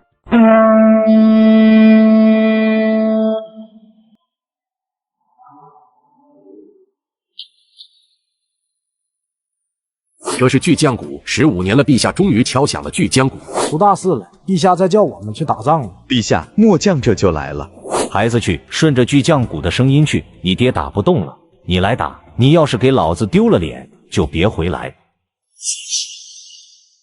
将士们，此次鞑靼率军30万南下而来，猛攻幽州城，来势汹汹。幽州城只剩3万将士死守，跟咱求援。咱这里2万常备军，加上咱的12753名亲卫兵，便是全部了。你们可敢一战？陛下，此话可是在轻看我等。当年这样的死战，我们跟着陛下打了多少场？我们何曾惧过？为了将援军赶出山海关，咱们死了多少兄弟，挨了多少刀剑？如今鞑靼卷土重来，岂有畏缩之理？莫说是3万人，便是3000人，末将也要挡上去。陛下，我爹说了，国难当头，就是死在外边，也要护住咱们大明的江山，不让鞑靼的铁蹄再次踏入。要是我给我爹丢了脸，我爹就不让我进家门了。我爹就在这里，我要是怕了，我爹会直接打断我的腿的。看到了吗？这便是我大明的儿郎们，咱也是大明的儿郎，御驾亲征，有何不可？将士们，当年咱费尽了千辛万苦，才将援军驱逐出中原，如今援军残余势力，鞑靼卷土重来，想要再次在我中土大地肆虐，欺辱我大明百姓。山海关外已然被鞑靼铁蹄践踏，云州府境内千里无鸡鸣，生民百依依。一旦幽州城破，中原大地也将变成这番景象。我等大明血性儿郎，自当以血肉为城墙，抵鞑靼于山海关外，叫蛮夷不敢再犯我大明江山。陛下，就算您要派兵去守幽州城，魏国公、信国公都是骁勇战将，您何苦要冒险御驾亲征呢？是啊，眼下兵力太过悬殊，而且他们大多数没有上过战场，军心不稳呢。派兵自然是没有问题的，但是陛下不可冒险啊，请陛下收回成命，发折子通知梁国公等人抽调兵力去幽州城。哼，神医，请登巨将台。随后虾仁便走上了巨将台。他知道自己的作用不在于救治病，而在于稳定军心。巨将台下，对于虾仁这个名字，这些人自然是不会陌生的。15日不眠不休救活了大明的将士儿郎，有虾仁在，无疑更坚定了所有人的决心。朱元璋率领所有人出了应天府，要以最快的速度到达幽州城，便只有走水路。陛下，幽州急报！混账！鞑靼蛮夷竟然下了死命令，发动南下30万大军，对幽州城开始了总攻。忘了咱当年是怎么把他们赶出山海关的吗？外族蛮夷，可恨！陛下，幽州城战况紧急，咱必须加快速度赶往幽州城，抵达山海关，否则我大明疆土危矣。该死的蛮夷！到了幽州城，咱要屠尽蛮夷。上船出发。彪儿，召集将士的事情安排的怎么样了？你爹和你长兄远上漠北，咱们能做的只有尽快调齐兵力去支援他们。外面那些人的话不必管。放心吧，娘，儿臣都已经安排下去了。陛下已经到达渡口，下船上马，急行军半个时辰便可到达幽州城。陛下，3日前鞑靼率30万大军对幽州城发起总攻，主帅张康平亲自迎敌，坚守城墙之上，不眠不休，与鞑靼苦战2日，最终身中数十支箭，刀伤剑伤无数，1万将士挽住手臂，以血肉之躯组成人墙，守城兵力不足，百姓也登上城墙与鞑靼苦战，可是守不住啊！鞑靼破城而入，直接下令屠城。陛下，您要为我大明悍勇无畏的儿郎报仇啊！混账啊！连畜生都没有他们残忍啊！鞑靼蛮夷竟敢如此屠戮我大明百姓！虾仁也忍不住一阵鼻酸，眼眶红润了起来，终于意识到学医救不了大明。陛下，眼下鞑靼不清楚我们的兵力情况，所以暂时退去，但是他们很快就会摸清这边的状况，再次攻城。陛下，眼下是3万对鞑靼30万，虽然这些亲兵都是跟着陛下尸山血海打出来的，但是真的守得住吗？当下只有一个办法。那神医有何看法？守城是不可取的，还不如主动出击，打他们个措手不及，让他们短时间之内不敢攻城，从而为我大军回援争取时间。陛下此前封臣为仁义侯，臣请命主动出击。神医好胆色，比起那些公侯伯爵，倒是先生更像一位将军。末将愿跟随先生一路打回去，黄土白骨，死生不悔。神医，您可是我大明的定海神针，怎可只身一人直入漠北？大明无数儿郎死在了这里，我也是大明儿郎，有何不可？陛下，神医深入漠北，太危险了。若是有个好歹，醉卧沙场君莫笑，古来征战几人回？上了战马，还在乎好歹吗？神医豪情壮志，上尉，咱请命随神医一起打回去，为咱大军回援争取时间。好，二弟三弟，神医交给你们了。上尉放心，徐达以此身保证。上尉放心，汤和亦决心如此。说罢，汤和、徐达带着朱元璋那1万多亲兵，又抽出1万多应天府常备军，随虾人而去。众将听令，立刻修复幽州城防御工事。王志，你带2000人巡查幽州城外。末将领命。郭兴，你带2000人巡查幽州城，如遇鞑靼残兵，直接屠杀。末将领命。来人，执笔。娘娘，陛下此次不顾众臣劝阻，执意要御驾亲征，太荒谬了！天子怎能不坐镇朝堂？国怎可一日无君？望娘娘立刻派人去边关，劝陛下回宫。各位爱卿，请听我一言，陛下御驾亲征，虽然是激进之举，可却也不是全无好处。幽州城是我中原与鞑靼之间最后一道屏障，不可有失。眼下便是危急存亡之秋，陛下亲征可以安定军心，激励我大明将士守住国门。若是现在让陛下撤回应天府，反而乱了军心，让鞑靼有机可乘。届时一旦山海关破，长驱直入，我大明江山便又要被鞑靼铁蹄所践踏了。皇后娘娘，您这属于妇人之见了。微臣知道娘娘是心系天下，以陛下的意志侍从，但是眼下陛下任性而为，娘娘应深明大义，劝陛下回宫才是啊。是啊，娘娘，请您发书召陛下回来吧。天子亲征，妇人坐朝堂，荒唐，简直是荒唐。娘娘，陛下来信了，快呈上来。太子殿下，陛下信中写了什么？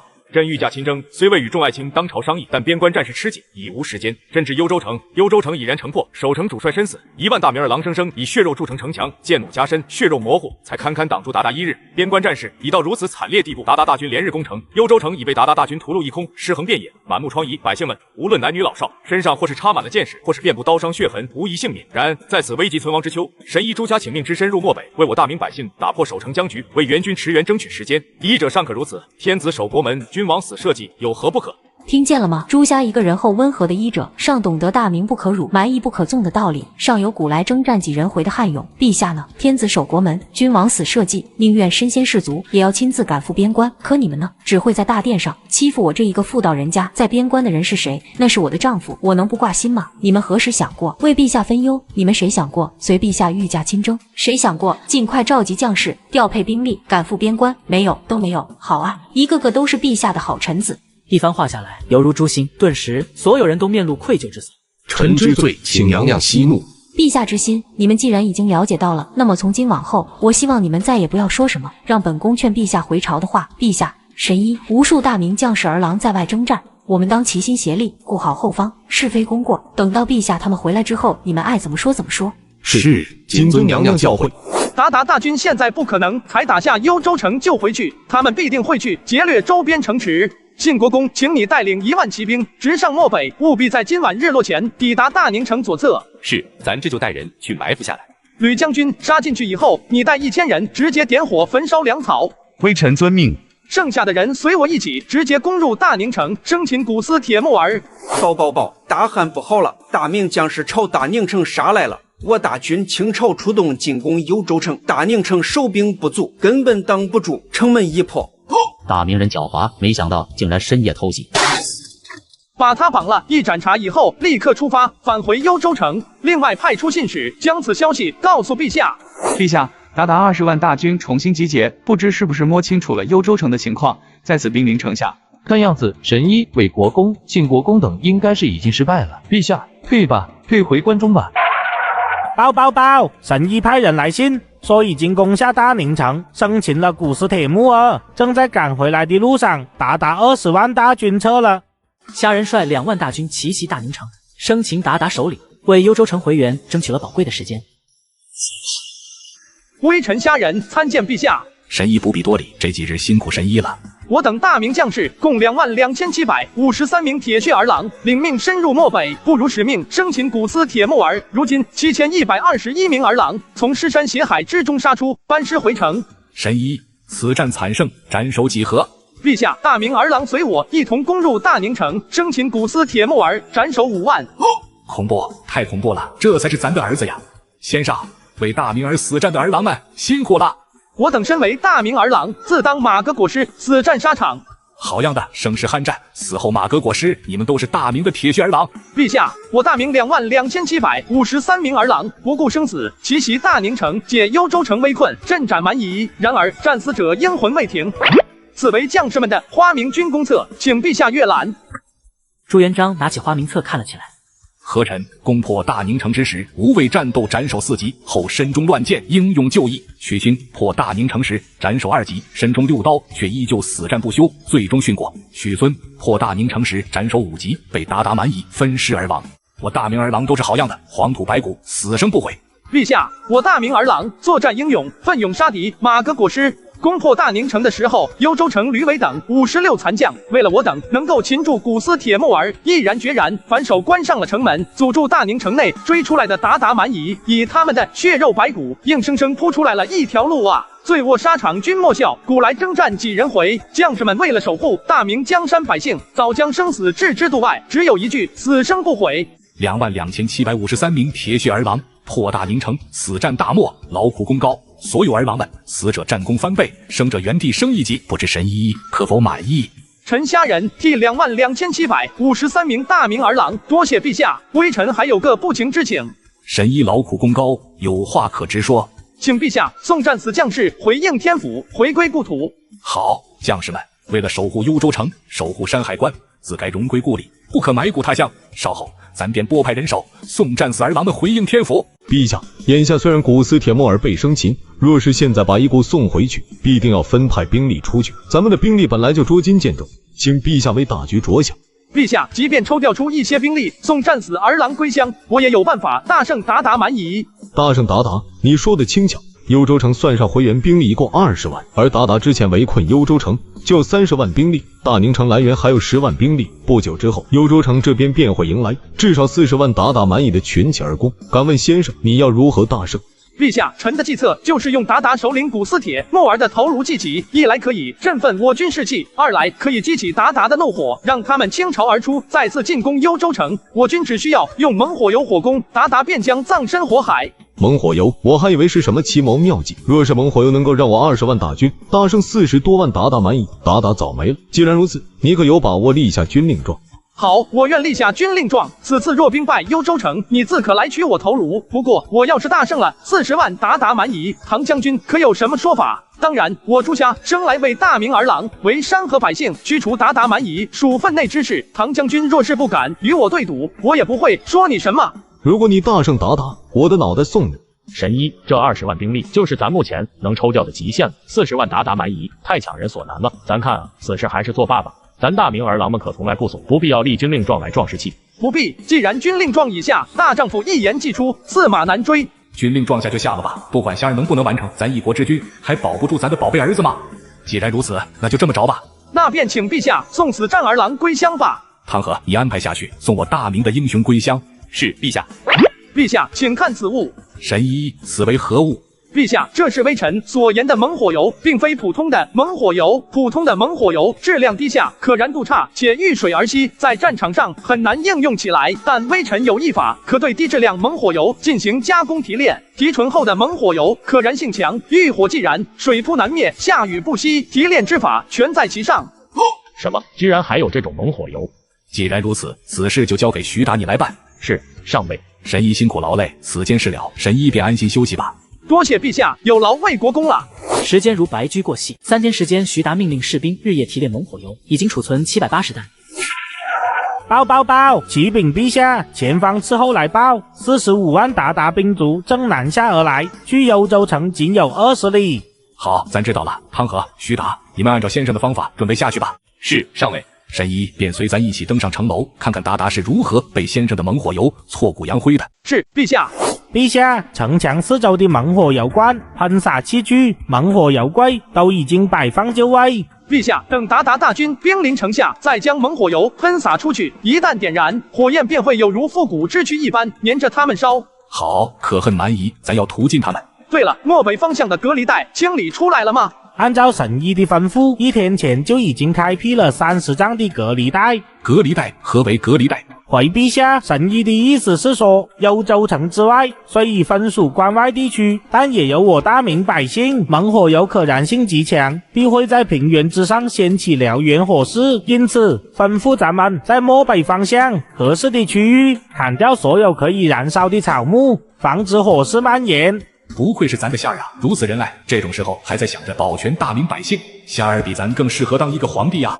神医仁义之心，咱也自愧不如啊！卧槽，什么情况？堂堂皇帝居然跟我说自愧不如！陛下以宽仁治天下，微臣不敢自比。停止前进！鬼赤力，你搞什么？眼看就要到幽州城了，磨磨唧唧的。咱们这一次要是能够直接破了幽州城，便可再次入主中原，金银财帛、女人、土地、粮食，中原那几千万奴隶，你不想要吗？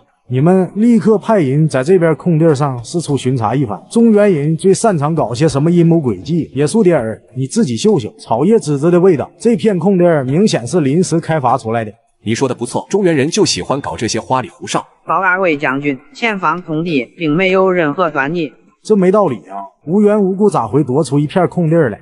算了算了，翻了这么久也没有翻出什么卵蛋来，看来这里没问题。依我看啊，这是他们挖出来迷惑我们的。中原人不就是这套花里胡哨吗？像是那些个什么空城计之类的，他们那些瘦鸡子不就只能玩这些花花？别耽搁了，走吧，攻下幽州城要紧。传令大军继续前行，攻下幽州城，报古时铁木首领之仇，踏平中原。不多时，45万鞑靼大军浩浩荡荡来到了幽州城之外，全军听令攻城。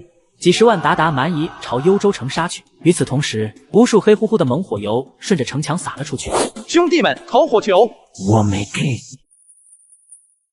霎时间，惨烈恐怖，哭嚎震天。完了，这一切都完了。二位将军，我们继续往前冲，再这样下去，所有人必死无疑，我们只能被火海吞噬。与其如此，还不如大家一起朝漠北的方向冲回去。中原人有一句话，留得青山在，不愁没柴烧。不错，还有最后一线生机，我们冒着火冲出去，我他娘的就不信了，我们这里这么多能被一把火给烧干净了。漠北勇士们，往漠北撤退。大明人果然诡计多端，野树点儿，我说过，他们身体素质比不上咱们草原上的勇士，就喜欢搞这些花里胡哨，迷惑人心。你他娘的就是不听，他娘的，大明人都是一群怂蛋，不敢跟我面对面拼。野树点儿，你太小看智慧的力量，说什么都晚了，还是快回漠北去吧。中原人诡计多端，迟则生变。回漠北怎么回啊？现在通知你们一声，你们回不去了。鞑靼蛮夷今日便要叫你们全部葬身于此，以为我大明的儿郎英魂。这是徐达、汤和，神医有令，鞑靼蛮夷今天必须全部死在这里。果然还是大皇子，算无遗漏。二哥看到没？野宿蝶儿和鬼赤力两个人直接懵逼了。古语有云，谋事本无利，一计可杀百万敌。今天咱老徐算是见着了，大皇子心思缜密，步步为营，简直是绝。陛下，神医神机妙算，鞑靼45万大军全军覆灭。哈哈哈！将士们，屠杀45万鞑靼蛮夷，辛苦了！原地整军，3日后班师回朝。报！娘娘，太子殿下，幽州城大捷。这么说，幽州城是守住了？何止是守住了，45万鞑靼蛮夷已经尽数剿灭。彪儿，快念给娘听，战报里都说了些什么？娘，皇兄不仅孤身直入漠北，镇长5万，解了幽州城的围困之危，就连45万鞑靼蛮夷之死，也是他一手筹谋出来的。信中说，皇兄发明了一种提纯猛火油的方法，经过皇兄的方法提纯过后，猛火油变得极易燃烧，而且水破不灭，下雨不息岸。皇兄利用这种猛火油，在幽州城部下重重埋伏围困，将倾巢而出的45万鞑靼蛮夷全部灭杀，一个不留。真的？这怎么可能？娘，是真的，这是我爹的亲笔书信，不可能有假。皇兄真是太厉害了，看来皇兄此次出征漠北，已然在军中建立了极高的威信。待他和我爹回朝，咱们便可以将皇兄的身份公布。有了这样辉煌的战绩，皇兄接任太子之位，也就没什么人可以有任何异议。娘只希望你们两兄弟都平平安安的。至于什么太子、皇位，等你爹他们回应天府以后再说吧。信中可有说他们何时回朝？既然鞑靼已然尽灭，漠北已被大明铁骑踏平，想必回朝之日不远了吧？信中说，他们3日后便启程班师回朝，想必此刻差不多要出发了。娘，你不必心急，再过几日，你便可以看到皇兄安然无恙地站在你面前了。朱元璋御驾亲征，拿下鞑靼，浩浩荡荡的大军一路西行回应天府。先生吾儿马明，上阵杀敌可还勇敢？马明作战勇猛刚强，斩首4级，策勋4转。那就好，我儿没有辜负我的重托，作战勇猛，是我大明的汉子，是我大明的好儿郎。先生，我儿何晨上阵可还勇敢？何晨攻破大宁城时，无畏战斗，斩首4级后身中乱箭，英勇就义。多谢神医。应天府的父老乡亲，我虾人愧对你们。大军出征，突袭大宁城，带22753名儿郎出关，深入漠北，然后却只能带回7000残军，15000儿郎只能尸骨还乡。先生何止如此，能有遗骨入祖坟，已经是吾儿的幸运和荣耀。是啊，先生，那千钧一发之际，要不是你挺身而出，死的可就不是15000人了。看到这一幕，虾人为生在大明而感到自豪。大战结束以后，将士们得了功勋封赏，便各自卸甲归田，待下次有战，便会再次应征而来。神医远征漠北，劳苦功高，不宜过多劳累，便安心在家休息吧。陛下远战回朝，不先入宫，却先归家，不合规矩吧？神医，你就安心休息，咱说你合规矩，你就合规矩。朱重八，你走的时候跟我说什么来着？你说你会保护好仙儿，结果呢？你却让仙儿仅仅带了2万人马就深入漠北虎狼之地，你那是保护他吗？你莫不是想让我永远也见不到仙儿了？你混蛋！是，咱混蛋。现在仙儿回来了，还建立了不世功勋，无论是在军中还是咱大明的百姓眼里，他都已经积累了极高的威望，这就是咱朱元璋的儿子啊！父皇母后，既然现在皇兄已然安全归来，还在军中和百姓眼里都已经积累了这么高的威望，之前的事情咱就先不想了，还不如谋划一下如何公布皇兄的身份，如何安排皇兄接任太子之位。不错，的确已经到了公布仙儿身份的时候了。表儿，以皇兄在漠北的功绩，应天府数万百姓迎接仙儿，是你在背后推波助澜的吧？我这不是为了给皇兄造势吗？皇兄已经在军中建立了如此威望，百姓再对他感恩戴德，接任皇太子之位便可以少一些人智慧。水能载舟，亦能覆舟，这都是爹你教我的吗？表儿，此事你考虑得很周到。这样的话，仙儿继承太子之位后，无人敢智慧。那爹，我们什么时候公布皇兄的身份？下次朝会，咱就在百官面前公布仙儿的身份。不过此事还是要先召你皇兄进宫，提前告诉他一声。那太好了，咱们一家人终于可以团聚了。二虎，你去把大皇子请来见咱。是，陛下。丁，恭喜宿主任务完成，获得奖励100年寿命。微臣二虎参见神医。虎统领，你下次能不能走大门进来？我快被你吓死了。神医见谅，微臣习惯了。虎统领来找我，是不是陛下要让我上朝了？先生果然料事如神，不过陛下现在还想单独见你一面，便让微臣来请神医现在进宫。那就有劳虎统领了。微臣虾人参见陛下、皇后娘娘、太子殿下。虾儿免礼，今天召你来是有一件事情要告诉你，你可千万别惊讶。陛下是有何事？其实你是我和妹子遗失在民间的大皇子。陛下，你是在开玩笑吗？皇兄，是真的，你胸口是不是有个胎记？太子殿下，你是怎么知道的？是汤和告诉咱的。卧槽，一直以为自己前身是个孤儿，没想到竟然是朱元璋的嫡长子，这尼玛和历史不符啊！难道是历史没有记载？虾儿，还不快叫娘，我等了27年了。虾儿叫声爹，让咱听听。爹娘表弟，咱今日真是太高兴了，我的虾儿终于回来了。皇兄，真是太好了，咱们一家人终于团聚了。父皇，明天朝会你就可以宣布皇兄接替我的太子之位了。爹，万万不可，我觉得还是表弟当太子。皇兄，你就别再推辞了，我会将这些年所学都交给你，好好辅佐皇兄。霞儿，你就不要推辞了，如今你在军中威望如此之高，又是咱的嫡长子，彪儿又不想当这个太子，你可一定要担起这个重任啊！历史上朱标英年早逝，看来标弟是真的不想当这个太子。这里可是大明啊，汉人的最后一个王朝，不和亲，不纳贡，不称臣，天子守国门，君王死社稷。如此有骨气的王朝，不弄一个日不落帝国干干，简直太特娘的亏了。爹娘表弟，没想到此生还能见到你们，我真是太高兴了。儿臣27年从未入过朝堂，也不想当太子，所以太子之位的话，还是让表弟担当，我会尽全力辅佐表弟的，还请父皇答应。如此也好。父皇，儿臣对未来的大明发展有一些看法。夏儿尽管说。启禀父皇，儿臣以为如今大明百废待兴，要让整个大明运转起来、繁盛起来，必然应当整顿官场，解决朝堂之上的腐败问题。而当今朝堂盘根错节，基本都掌控在淮西勋贵手中，这是腐败的根源。要打破这个局面，便只有引入一股新的力量。这股力量，微臣以为当从寒门中出。毕竟寒门子弟不会有任何依靠，也没有什么倚仗，但凡入了朝堂，只能拼命展现自己的才华，获得陛下的赏识，才有出头之路，才会有人真正为百姓做事。只有把这种结党营私的风气给震下去，朝堂才能清明。至于方法，就是科举改革。想不到仙儿对朝局如此明晰，无论是文治还是武功，都无人能及呀。不过父皇，儿臣还想冒昧的问一句，时隔12年，既然想要重新开设恩科，你以为这恩科的内容准备怎么做？哈哈哈！没想到夏儿不仅心思敏锐，甚至还能反客为主。这儿子我教不动，还是让他教我吧。自大唐以来，恩科的流程内容其实都差不多，内容以八股文为主，策论、注经为辅。至于流程，则有同试、院试、乡试、会试、殿试5级，层层筛选提拔。有前人经验，科举制度算是已经很完善了。咱想着，无非是在过程上搞得隆重一点，以向百姓显示皇家恩德。莫非夏儿对恩科还有高见？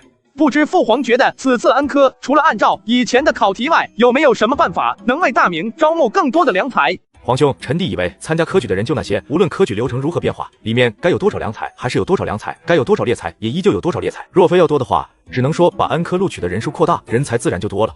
标弟说的不错，不过这法则不可取。恩科本身就是从全国才子之中挑选出最优秀的那一批，如果扩大名额数量，招过来的也是次一批的人，这就违背了咱们开设恩科的初衷了。夏儿言之有理啊！经过恩科重重筛选的才子，那是1等1的人才。如果强行增加名额的话，选出来的人也不一定可用啊。100个人里选1个，和100个人里面选10个，这人才的质量可就不可同日而语了。不知道夏儿有何高见？儿臣以为大明刚刚建立，全国上下百废待兴，如果按照以往的科举制度，对于现如今的大明并没有太大用处。科举制度虽然是自古以来选拔士子的不二之选，但这种制度只适合一个稳定的王朝，因为一个稳定的王朝，各个岗位本来就是人手齐全的，而大明现在却是百废待兴的状态，选拔出这些士子，培养个5年8年，时间线拉得太长了。因此，儿臣以为除了通过八股文、策论、注经选择未来可用的管理人才，还应该制定专门的考核方法，招募各部门的精英专才，比如专门解决农民问题的官吏、读书知识普及的官吏，细化民生问题，设置专门的管理部门，再通过科举招收专精人才，那么科举选拔出来的人便能直接投入使用，而不是在宫里学习个5年8年，什么都学，但什么都不精，再赴任。若大明真能如夏儿所说，百姓的所有问题都能得到妥善的安排解决，我大明必将强盛于以往任何一个朝代。明日早朝，你放心大胆的说，不必理会那些权臣和辅儒，有什么事咱给你兜着。是父皇。陛下临朝，诸位臣工有本启奏，无本退朝。启禀陛下，微臣有本启奏。准奏。虾人把科举改革一五一十的说了出来。先生所言极是，臣附议。臣也附议。先生所言，虽说老朽从来未曾听过，但若依照先生所言，我大明何愁无盛世？陛下，微臣以为先生所言虽新奇，但十分值得一试，微臣附议。微臣也附议。吕昶、宋濂他们这一类人，称得上是真正为国为民的清流，在他们的心里没有什么派系、仇恨之分，只要利国利民，他们都支持。就这样，科举改革敲定下来。彪儿，之后你来拟旨，昭告天下。既然此事是由先生提出，那便由先生和吕爱卿、宋爱卿作为主考官。传统的八股文、策论、注经，便由吕爱卿和宋爱卿主持。至于制定其他专业的具体科目，具体考核内容和方法，便由先生负责。即日起修整考场，准备重开恩科考试。陛下圣明。今日咱突然觉得有点身体不适，今日早朝到此为止，有什么事情明日再议。今日早朝到此为止，诸位臣工若有要事可呈递奏折，可以处理的，本宫自会处理。至于大事，可等明日再议。退朝，劳烦神医来帮父皇诊断诊断。是，陛下。夏儿啊，大明初定，四目临敌，连年打仗，人口不多，耕地也少，各项赋税都收不上来多少。我粗略算了算，对科举官僚体制进行改革，国库是拿不出钱来的，至少要额外多出150万两白银才能负担得起。父皇的意思是说，只需要150万两白银便可。难道夏儿已经有妙计了？不过咱不想增加百姓的赋税。启禀父皇，这些钱自然不是从百姓手里出，而应该从那些富有商人的手里坑出来，不是筹措出来。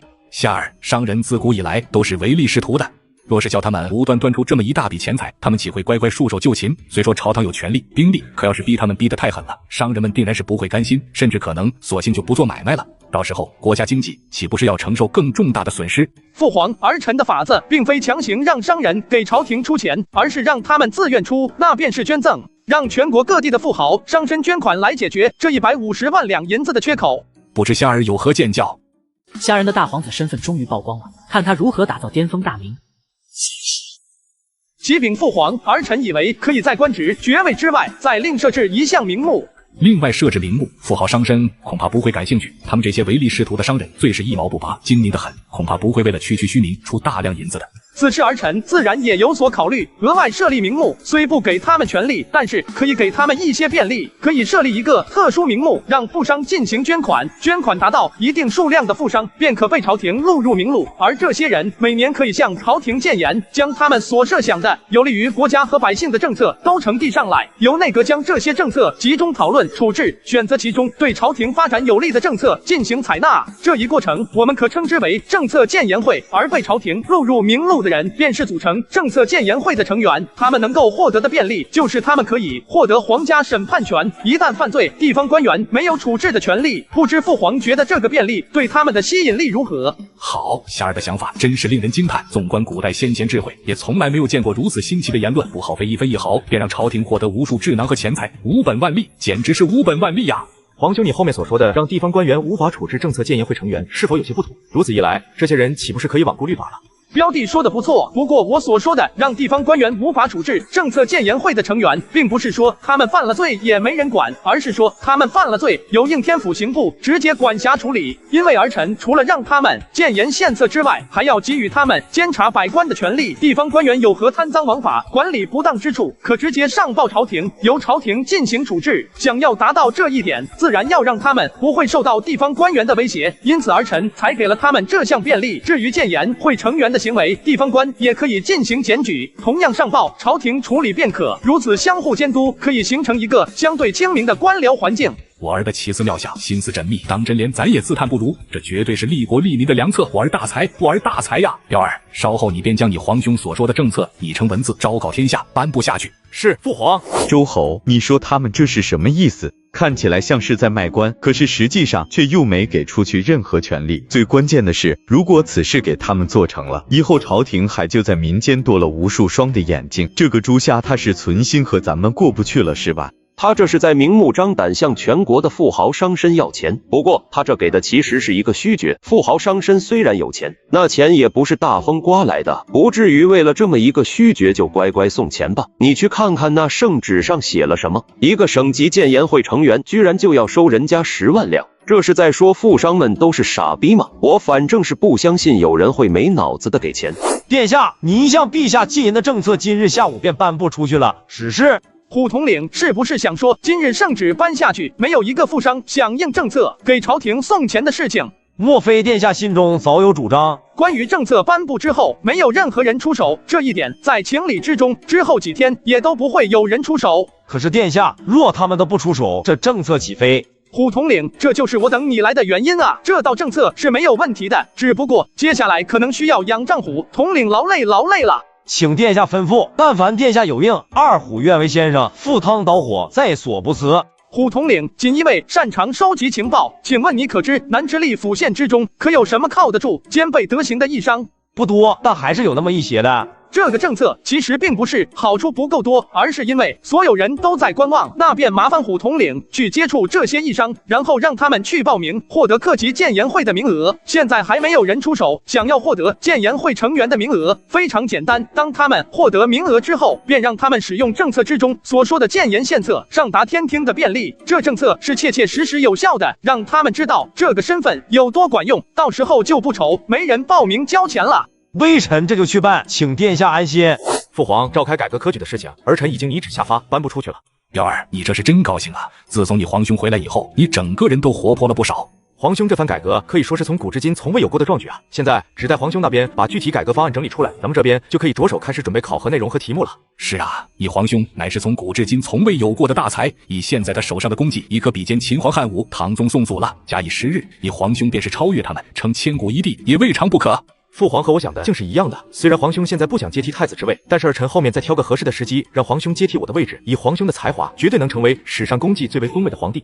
彪儿，夏儿虽有恐怖的政治智慧，精彩艳艳，可他毕竟和你不一样，从小就经手朝廷的各项事务，会不会具体拟定起来遇到难处？你皇兄命苦，从小流落在外，不然以他的资质，咱何须担心这等小问题？父皇言之有理，那下午儿臣便去皇兄的医馆看看，和他探讨探讨，协助他拟定方案。你从小跟着咱处理朝堂政事，对官僚体制这一方面了如指掌，如此甚好。那你下午便去找你皇兄聊聊，看他需不需要你的协助，争取让你皇兄在半个月之内拟定出一个完善的改革方案出来，在朝堂上立立威信。接着之后便可以挑选一些可靠的官员，拟定考核内容和考题了。启禀陛下，太子殿下，大皇子在门外求见。看来你皇兄真的遇到难题了，彪儿，待会儿你便好好给你皇兄讲讲这些年治理朝政的经验。以你皇兄的资质，想必很快便能融会贯通。父皇放心，好歹儿臣也跟随您处理朝政这么多年，虽然在才思、见识、能力上都远远比不过皇兄，但朝政细节这方面还是可以说上些话的。儿臣定会帮助皇兄完成科举、官僚体制的改革。启禀父皇，儿臣连夜制定出了改革方案，考核科目和内容，请父皇查阅。若是父皇觉得儿臣的想法可以，便按照这套改革方案实施下去，同时定下考试日期，开始对参加选拔的百姓进行考核评分。夏儿这套改革方案竟然如此缜密详尽，而且还结合了我大明当下的国情，还有这叫做试卷的东西，每一章内容都是专门针对这一方面人才的才能进行考核。按照夏儿的试卷考核，选拔出来的人才绝对靠谱。以咱看来，这改革方案可以直接下发了，这些试卷可以直接拿去印刷了。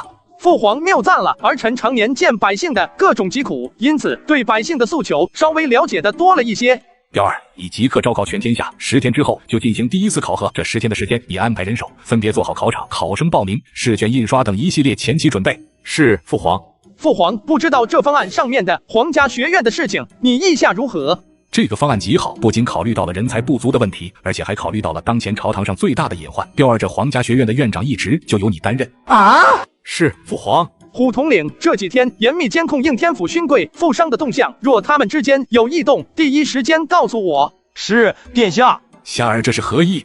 儿臣迅速推动科举召开改革的事情，利益受损最大的当属淮西勋贵一党，让他们看着自己手里的权力被分走，他们肯定不可能答应的。可是这道圣旨一旦下发下去，那便代表科举已经是势不可挡了。这时候他们要如何破坏？以儿臣愚见，他们能想到的无非就是偷试卷、泄题，让所有人都考上高分，让儿臣这一次科举办砸。倘若所有人都考上了高分，儿臣该如何选人？现在所有人都能参加科举，商人也不例外。如果他们偷到了题目，首选是什么？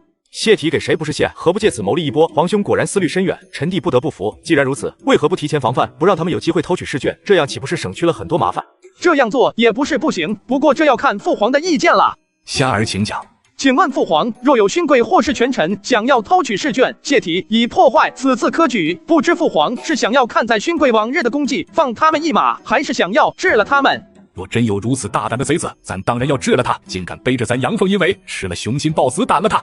那儿臣心里有数了。既然如此，咱们便只盯着他们，莫要阻止。要偷题，让他们偷去；要卖题，让他们卖去。咱们只检测情况，不阻止他们。至于试卷被偷走，咱们只需要知道哪些卷子被偷了，儿臣这边自然可以重新出题补上。恩科考试也照常举行便可。等恩科结果出来，富商们知道自己吃了这么大一个哑巴闷亏，他们岂能甘心？到时候咱们便数证并出，把涉案的淮西勋贵、买题的富商一并处理了。其一，勋贵罪无可赖，父皇就是抄了他们的家，他们也没话说。其二，也是让天下百姓看看，朝廷对这一次恩科是十分重视的，恩科考试是公平的，朝廷的公信力也可以得到大大的提升。其三，勋贵贼心不死，偷不到试卷，说不定还会想其他的办法破坏科举，咱们何不将计就计，装作什么都不知道，让他们以为科举会被他们搞砸，如此也可以避免他们用其他的手段了。我儿简直是大才，二虎，按照夏儿所说，重点监视勋贵和富商，让他们偷题，让他们卖题，咱们不打草惊蛇。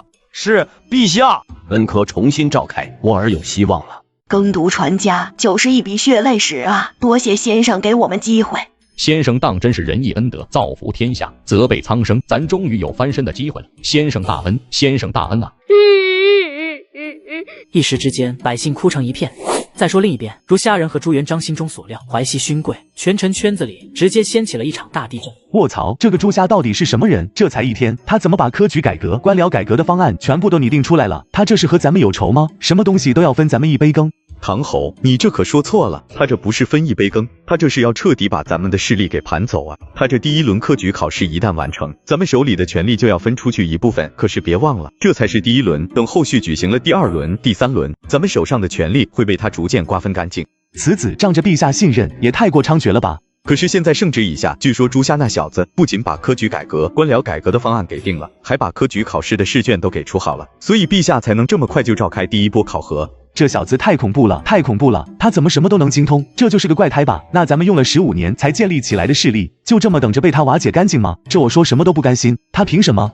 不甘心，我也不甘心。既然现在第一轮恩科考试已经是势不可挡了，那我们就从另外的角度入手。我要让他把这个科举办砸。如果我们把试卷内容给搞到，然后提前把答案悄悄散布出去，到时候一大堆人考出了高分，看他诛瞎，该选择谁任用。此计可行。总而言之，咱们辛苦经营15年的成果，不能让他一朝夺去。启禀陛下，这几日果然如同大皇子所说，应天府及附近府县的富豪在频繁聚会，聚会的内容都是在讨论大皇子提出的政策建言会。他们并不是对朝廷提供的便利不感兴趣，而是在观望。这一切，大皇子都已经早有预料了。哈哈哈！看他们这个热情，一旦确定这里面没有坑，肯定会蜂拥出钱报名，差不多可以暗暗推一手，把富豪们手上的钱收回来了。夏儿交代让你安排的义商找好了吗？陛下，这几天微臣都在调查物色名单，其中最大的富商当属应天府第2大的布庄老板厉兴邦。他本来是应天府最大的布庄老板，但是现在的布匹丝绸行业却被现在的行业巨头霍成化给垄断了。霍成化搭上了江阴豪无良，把布匹行业搞得乌烟瘴气。而厉兴邦此人为人正直，不肯配合，现在处境很尴尬。陛下正可接住此人，此事向天下富豪证明，这政策建言会的成员身份是真的可以上达天听、建言献策的。微臣已经暗暗联系好他了，便由此人作为这次政策建言会的导火索吧。是，陛下。侯爷不好了，应天府的部商厉兴邦给朝廷捐了10万两银子，获得了一个政策建言会成员的名额，然后就给朝廷上了谏言文书。坏了，这政策建言会好几天没有起色，现在终于有人试水了，而且还碰上个这么大的事，陛下肯定是要借此大做文章的。吴侯怕是不会有什么好下场了，这政策建言会恐怕也要起效了。看来钱财这方面真的被他解决了，好在我们做了2手准备，接下来我们赶紧把手里的考卷悄悄卖出去，一定不能让他这次科举办好，我们还有机会。唐侯所言不错，到时候考出高分的全是有钱人，看他诛瞎不身败名裂。这一次科举办砸了，就算有钱，陛下短时间之内也不会想着筹办科举的事情了。殿下，政策建言会已经起效了，仅仅1天，朝廷便筹措到了上百万两白银。另外，淮西勋贵一党已经把试卷全部偷到手了，正准备接触富豪商绅，将题目贩卖出去。殿下真是神机妙算。这是新的考核题目和试卷内容，你把这个交给陛下。是，殿下。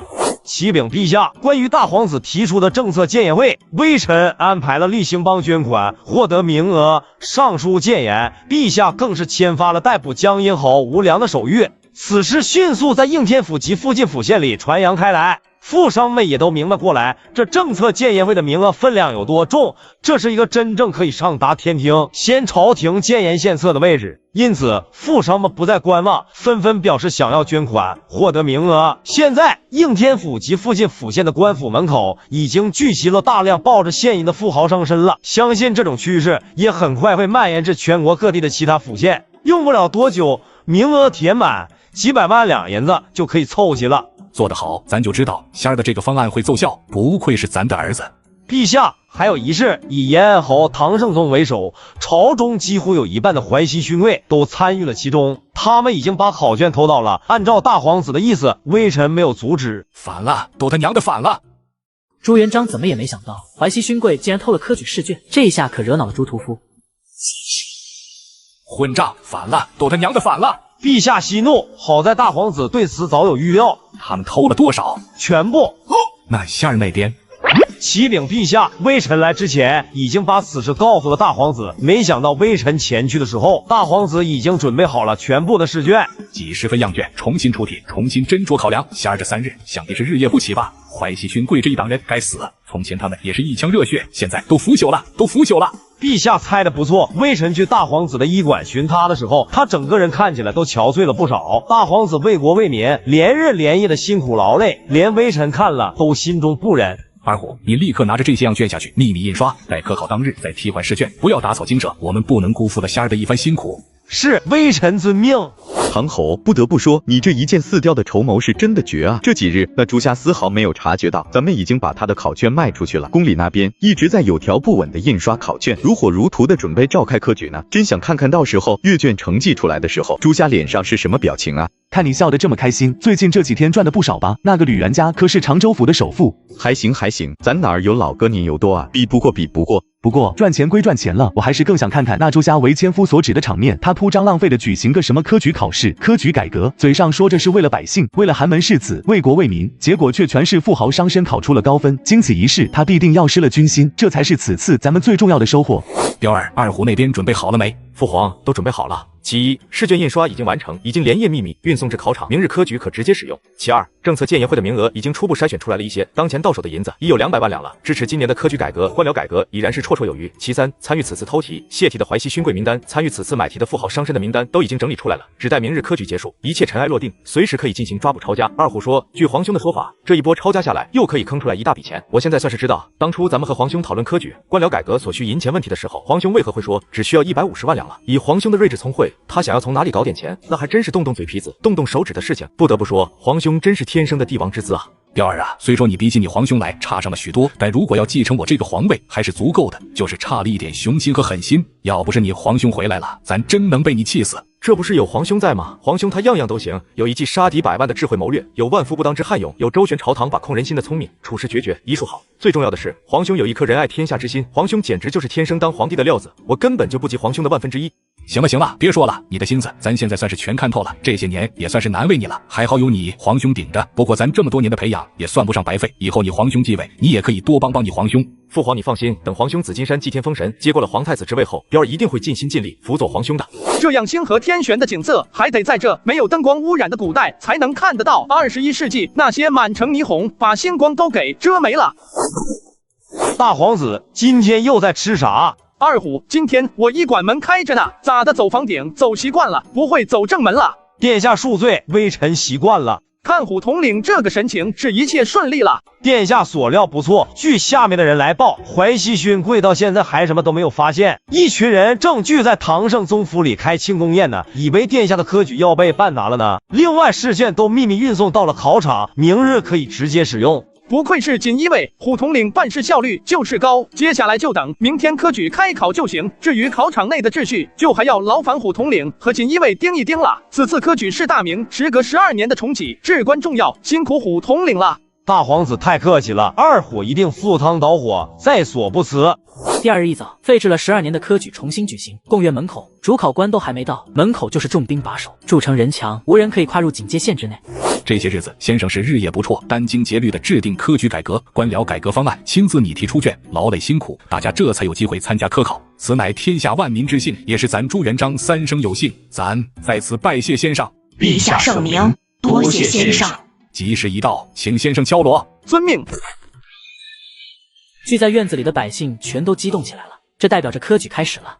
3天时间转瞬即逝，所有考生的成绩也都统计完成了。启禀父皇，此次科举用时1天，改卷用时2天。开考科目共27科，以科考分数判。大明律法科直取人数3人，资质上佳可入皇家学院，进习人数7人。农业科直取人数1人，资质上佳可入皇家学院，进习人数13人。水利工程科直取人数2人，资质上佳可入皇家学院，进习人数9人。以上为此次科举成绩，具体入选名单稍后便会张贴于贡院看板之上。夏儿日夜不辍，拟定科举改革方案，拟定考卷内容和题目，又负责主理此次科举，辛苦了。为父皇分忧，不辛苦。好好好，真是咱的好儿子。二虎，带人把偷考卷的淮西勋贵全部抓起来。是，陛下。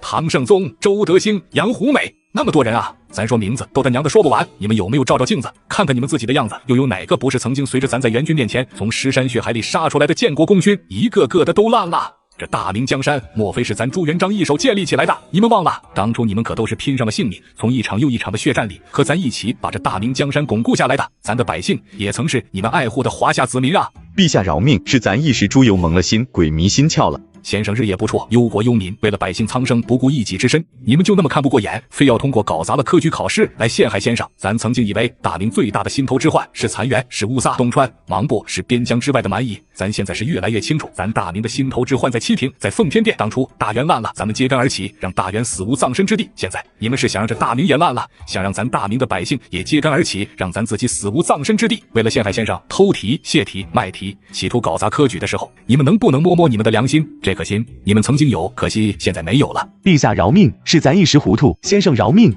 先生，你们竟然还敢求到先生的头上去！你们这群蠢货，自以为天衣无缝，偷了考题卖给富豪商人，让此次科举全是富豪商人重磅。你们一方面谋取暴利，一方面陷先生于不仁不义之境地。先生是早把你们看透了，难为先生日夜不辍，又出了一份考卷，同时还要费脑子防着你们这群蠢货。提先生，你们不配！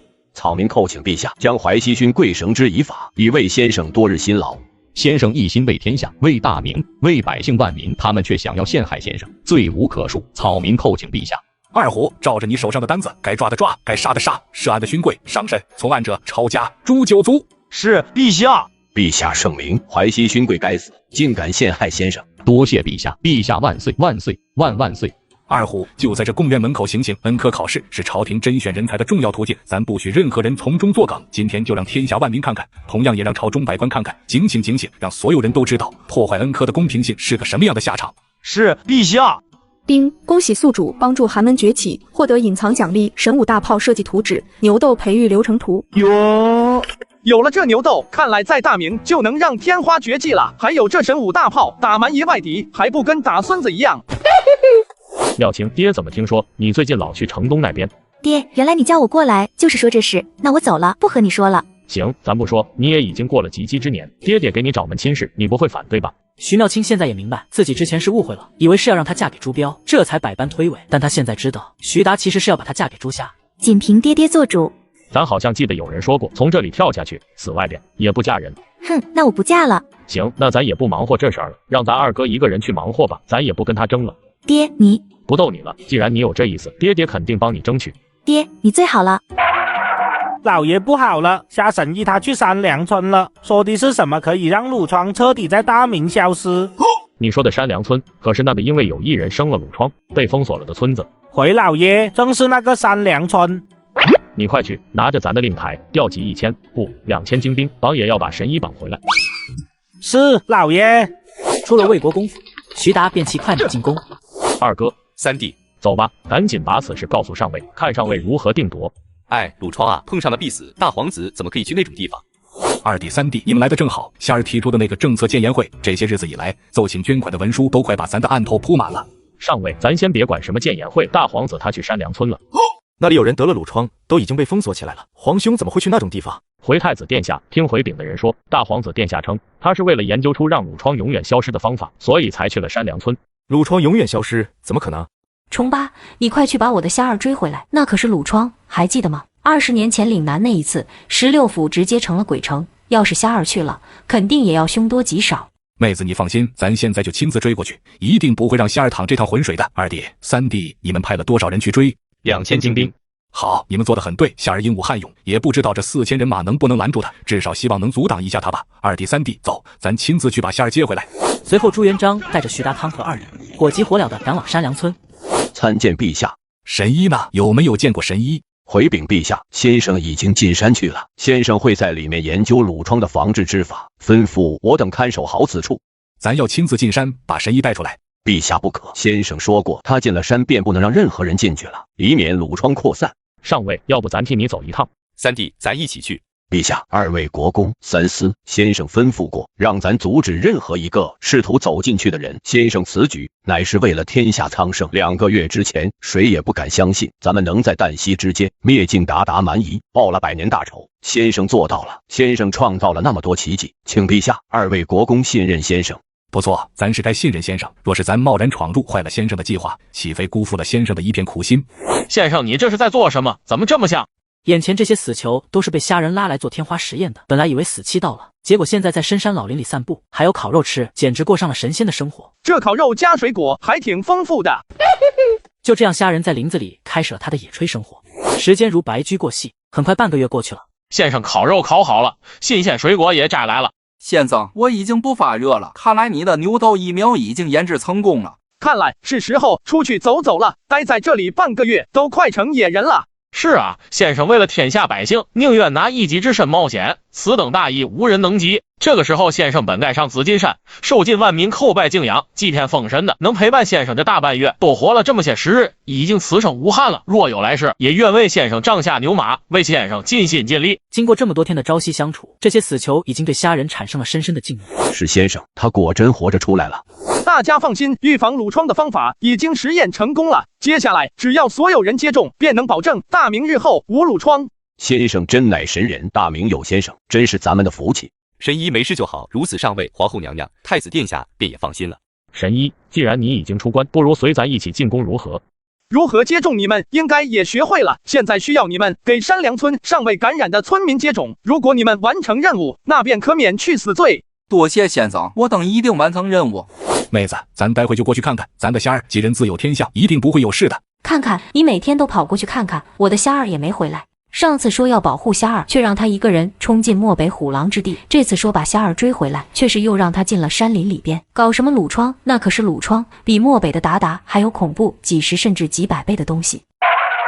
启禀陛下，大皇子有消息了。无雀，我的虾儿怎么样了？请陛下娘娘放心，据御林军及时所说，先生平安，而且殿下研制的方法已经在几名死囚身上实验成功，接下来会在山梁村内进行实验，若是大规模实验成功，褥疮或可在大明境内永远消失。活着，我的虾儿还活着。虾儿他们何时能回紫禁城来？据说大皇子安排好那边的事情以后，就会和魏国公、信国公二人一同回来。好，是咱的好儿子。儿臣见过父皇母后。虾儿没事就好，你吓死娘了。儿臣耽误了祭天封神大典，请父皇母后恕罪。虾儿劳苦功高，何罪之有？此乃大明之万福，天下百姓之万福。启禀陛下，边关传来急报，岭南叛军彭景胜联合海外倭国，试图入侵中原。二虎，你说什么？彭景胜他怎么跟倭国搞在一起了？可有真凭实据？回禀陛下，咱们安排在岭南一带的探子一直密切监视彭景胜，就在月前发现了一个惊天大事，这才敢断定彭景胜和倭国之间的勾结。密探可看清楚了，真是倭国使节。据红陵及时所言，看得清清楚楚，那些倭国人在进入岭南之后，直奔彭景胜府上。那彭景胜不仅没有驱逐他们，反而招为上宾。因此，密探才会密切关注此事，而且岭南之地更有传闻，金川真是在边关的红海囤积了数万兵力。陛下，微臣以为那彭景胜必定是与足利义满联合，准备屯兵红海，以岭南为据点，破边关，入侵中原。彭景胜，咱本以为他只是贼心不死，想盘踞着岭南一带，万万没想到他竟敢联合外族，做出这等欺辱中原的行径来。枉他还打着当初小明王的旗号，打着复兴汉室正统的旗号，简直就是混账至极。二虎通知下去，宣大臣于奉天殿议事。是陛下。丁触发新任务，解决岭南之乱，收服倭国。诸位爱卿，对于此事可有应对之法？尽量在避免大战的情况下平定岭南，如若没有，咱就只能大举进兵岭南，征讨彭景胜了。陛下，此事万万不可武断，切勿操之过急啊！虽然如今我大明兵强马壮，无国弩之忧，但是岭南地处偏远，如若进兵过去，至少要2个月，必定是劳民伤财，时间上也根本就赶不及啊！更何况岭南说到底也是我大明国土，如果陛下强行开战，遭殃的始终是我大明的万千百姓。是啊，陛下，这场仗打不得啊！陛下，岭南不同于吐蕃，如若强行开战，岭南可是至少有几十万的汉人百姓，遭殃的始终是他们。就算要开战，也绝不能在岭南境内啊！陛下，微臣有一计，可兵不血刃，收服岭南。神医有何妙计？启禀陛下，微臣愿亲自前往岭南，收服彭景胜。先生刚从漠北回来不久，紧接着又拟定科举改革、官僚改革方案，拟定考卷内容，之后又冒着生命危险研究褥疮的防治之法。咱看先生已经太过劳累了，如若还让先生长途跋涉去往那岭南为，怕是天下人都会觉得咱对先生太不懂得慰劳了。不如先生可说出你的筹谋，咱再另外派人前往便是，如此也可免先生之劳。回禀陛下，为大明尽忠，微臣不觉得辛苦。微臣身为大明儿郎，又受百姓信任，自当为我大明百姓奋勇杀敌。况且陛下如此信任微臣，甚至赐微臣紫金山祭天封神之资，食君俸禄，也自当为君分忧。入朝之前，微臣虽不过一个布衣，却也知道君辱臣死的道理。如今岭南彭景胜以为我大明可欺，我朱家自应当仁不让。别说是岭南瘴毒之地，就算是九死一生乃至十死无生的境地，为了我泱泱大明之威，微臣又何曾惧？先生高义，是我等妄自小人了。是啊，先生为大明鞠躬尽瘁，日夜操劳，在外可御蛮夷外敌，在内亦心系百姓，如今更是为了岭南之乱挺身而出，我等惭愧啊！陛下，先生既要前往岭南，我等便请命跟随，助先生一臂之力。不知先生的兵不血刃收服岭南的计谋是什么？回禀陛下，微臣心中都已经有计谋了，只不过不好在此处明说。若陛下想知道，微臣愿私下和陛下一一细说。但请陛下允许朱虾前往岭南之地，收服彭景胜。好，咱便封先生为镇国将军，出兵前往岭南之地，领兵30万，平定彭景胜之乱。不过先生乃我大明国之重器，咱不允许先生有一丝一毫的损伤。若是不可为，请先生保重自身。你就是独自一人跑回来，咱也不怪你。陛下言重了，为大明，微臣自当万死不辞。若是不可为，微臣便也无言再见天子。既然如此，那便散了吧。先生留下。回禀父皇，儿臣此次并不准备对岭南用兵，但儿臣依然有把握收服彭景胜。夏儿请明言。父皇可还记得20年前岭南境内发生的那一场恐怖的瘟疫？20年前的那场鲁疮瘟疫，咱怎么可能不记得？当时可不知道死了多少人呢。那次的天花瘟疫肆虐了岭南16府，长达2年之久。听说那时候岭南16府的百姓全部都被封锁在城池之内，管你病了没病，只要你是那边的人，就一股脑给你塞回去。等到瘟疫消失后，岭南16府状若鬼城，数百里之内寸草不生，几乎灭绝人烟，可怕呀！儿臣若提起鲁疮之祸，那彭景胜可否面不改色？倘若儿臣对他说有办法让岭南没有鲁疮之祸，彭景胜可要臣服。更进一步讲，给他糖吃他不吃，那便给他一棍子。如若儿臣告诉他，儿臣有办法让鲁疮再次在岭南爆发，彭景胜可还敢踏入关中一步？夏儿之至，简直令人叹为观止。咱得到岭南的消息之前，刚好才得到牛痘疫苗的消息，却也愣是没往那方面去想。难怪夏儿敢说兵不血刃便可收服彭景胜。对于他来说，无论是以牛痘疫苗的好处拉拢，还是以鲁疮之祸威胁于他，都是最有效的手段。将岭南彭景胜一党收服之后，我国便不足为虑了。咱大明的虎狼之师必定让他们滚回海外去。父皇谬赞了，父皇不过是心系百姓，急则生乱罢了。儿臣手握牛痘疫苗，收服彭景胜，其实也是一场谈判的事情，因此儿臣准备先行一步，走最近的水路，赶赴岭南。至于30万大军，儿臣希望能由魏国公、信国公率领，随后追上，在岭南和儿臣会合。不可不可，这太危险了！岭南之地虽有大量汉人百姓，可却也有许多蛮夷土人。为保万全，夏儿还是和大军一起进入岭南吧。万一那彭景胜有什么异动，或者岭南之地有什么意外，也可保夏儿平安。是啊，岭南可以有失，可大明不可没有大皇子啊！大皇子还是和咱一起去岭南那边吧。启禀父皇，儿臣之意并不在岭南，也不仅仅是赶跑倭寇。那夏儿是何意？大明建国以来，倭国浪人屡次入侵我大明沿海，不胜其烦。可他们也和岭南那边的情况相似。岭南的彭景胜他们可以跑进深山大岭之中，而倭寇则可以回海里去，来去自由。咱们固然可以把他们赶走，但却根除不尽，来来去去，我大明便是出兵，却也捞不到好处，同时还伤不到对方根基，治标不治本。岭南那边可以靠着牛痘疫苗解决，至于倭寇，想要彻底根除解决的方法，那便只有彻底出手收了倭国。夏儿远征倭国，恐怕不妥吧？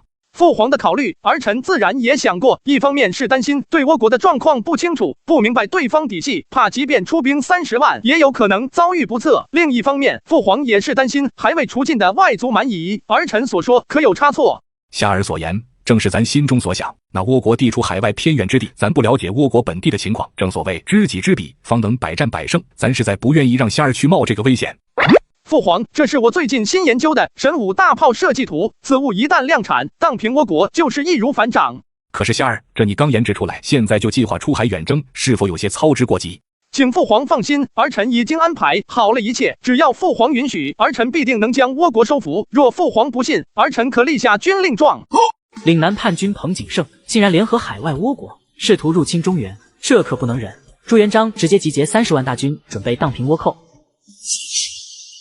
远征倭国，不确定性这么大的事，夏儿何必立下军令状此等重事？既然夏儿如此坚持，咱便全力支持30万军队，你全权指挥，放手去做。请父皇放心，此次若是不能彻底将倭国收服，儿臣也无颜回来见你。夏儿，你误会着咱的意思了，咱是想说你的军令状，咱只当没有听说过。远征倭国本来就是一件不太确定的事情，夏儿若是真能收服倭国，那大明必定上下欣喜，咱也开心。可要是力所不能及，夏儿也不必勉强。于大明而言，夏儿比什么都重要。所以咱没听说过什么军令状，你们听说过这回事吗？什么军令状？咱都不知道陛下在说什么。说什么说？这不是在聊岭南的事吗？儿臣遵命，多谢父皇厚爱。徐达、汤和，你们一定要好好保护夏儿，咱要看到一个完完整整的夏儿从岭南回来。上尉放心，就算是咱死了，也要保护好大皇子。大明没了咱，只是少了一个勋贵。可是如果少了大皇子，便有如身名陨落。咱宁死也要护大皇子回大明。好，那咱便等着仙儿、二弟、三弟凯旋而归。上尉等着咱吧。大皇子便遣先带人去岭南，大军的事情交给咱就是，2个月之内，大军必到岭南与大皇子会合。魏国公、晋国公30万大军先不出发。仙儿，此言何意？纵然你可以用牛痘疫苗，利用鲁疮之祸把彭景胜给收服了，可说到底，倭国还在我大明周边的海域里屯兵不少，蓄势待发，大军不出征怎么能行？还是说仙儿有什么其他的考虑？父皇猜得不错，儿臣的确还有其他的用意。这30万大军，儿臣要让他们全部走水路，顺江而下，10天到达倭国屯兵的海域。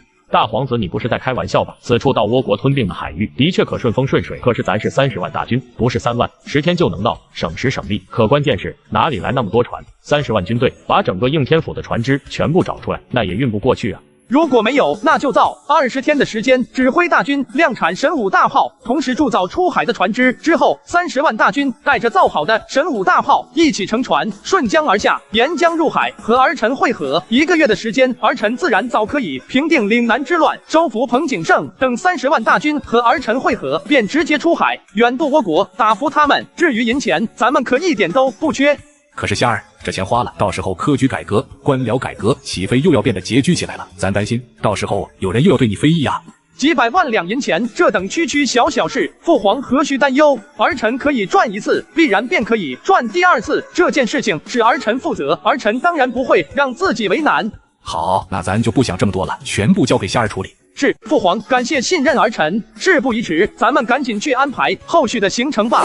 真没想到仙儿的雄霸之心比咱还要大上许多，平日里看他一副温文尔雅的样子，咱还以为他可以当好一个守城之君，同时也有能力抗击外敌。万万没想到，仙儿骨子里却是比任何人都要尖锐。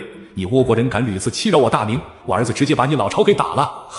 真想看一看我大明日后的地图会是怎样的。父皇，看到皇兄真是让我自叹不如啊！皇兄要谋略有谋略，要胆色有胆色，天生的帝王之姿啊！得了，咱知道你做的这个皇太子之位烫手，咱又不是不让你卸任，你皇兄这不是有事吗？你多给帮他当2天就浑身长刺似的，臭小子！父皇，我这是真心佩服皇兄来的。不过这一次倭国人来的还真不是时候，本来皇兄刚处理完牛痘疫苗的事情，正该是带着这些荣耀，紫金山祭天封神，接任皇太子之位的时候，我连太子符志都已经给他准备好了。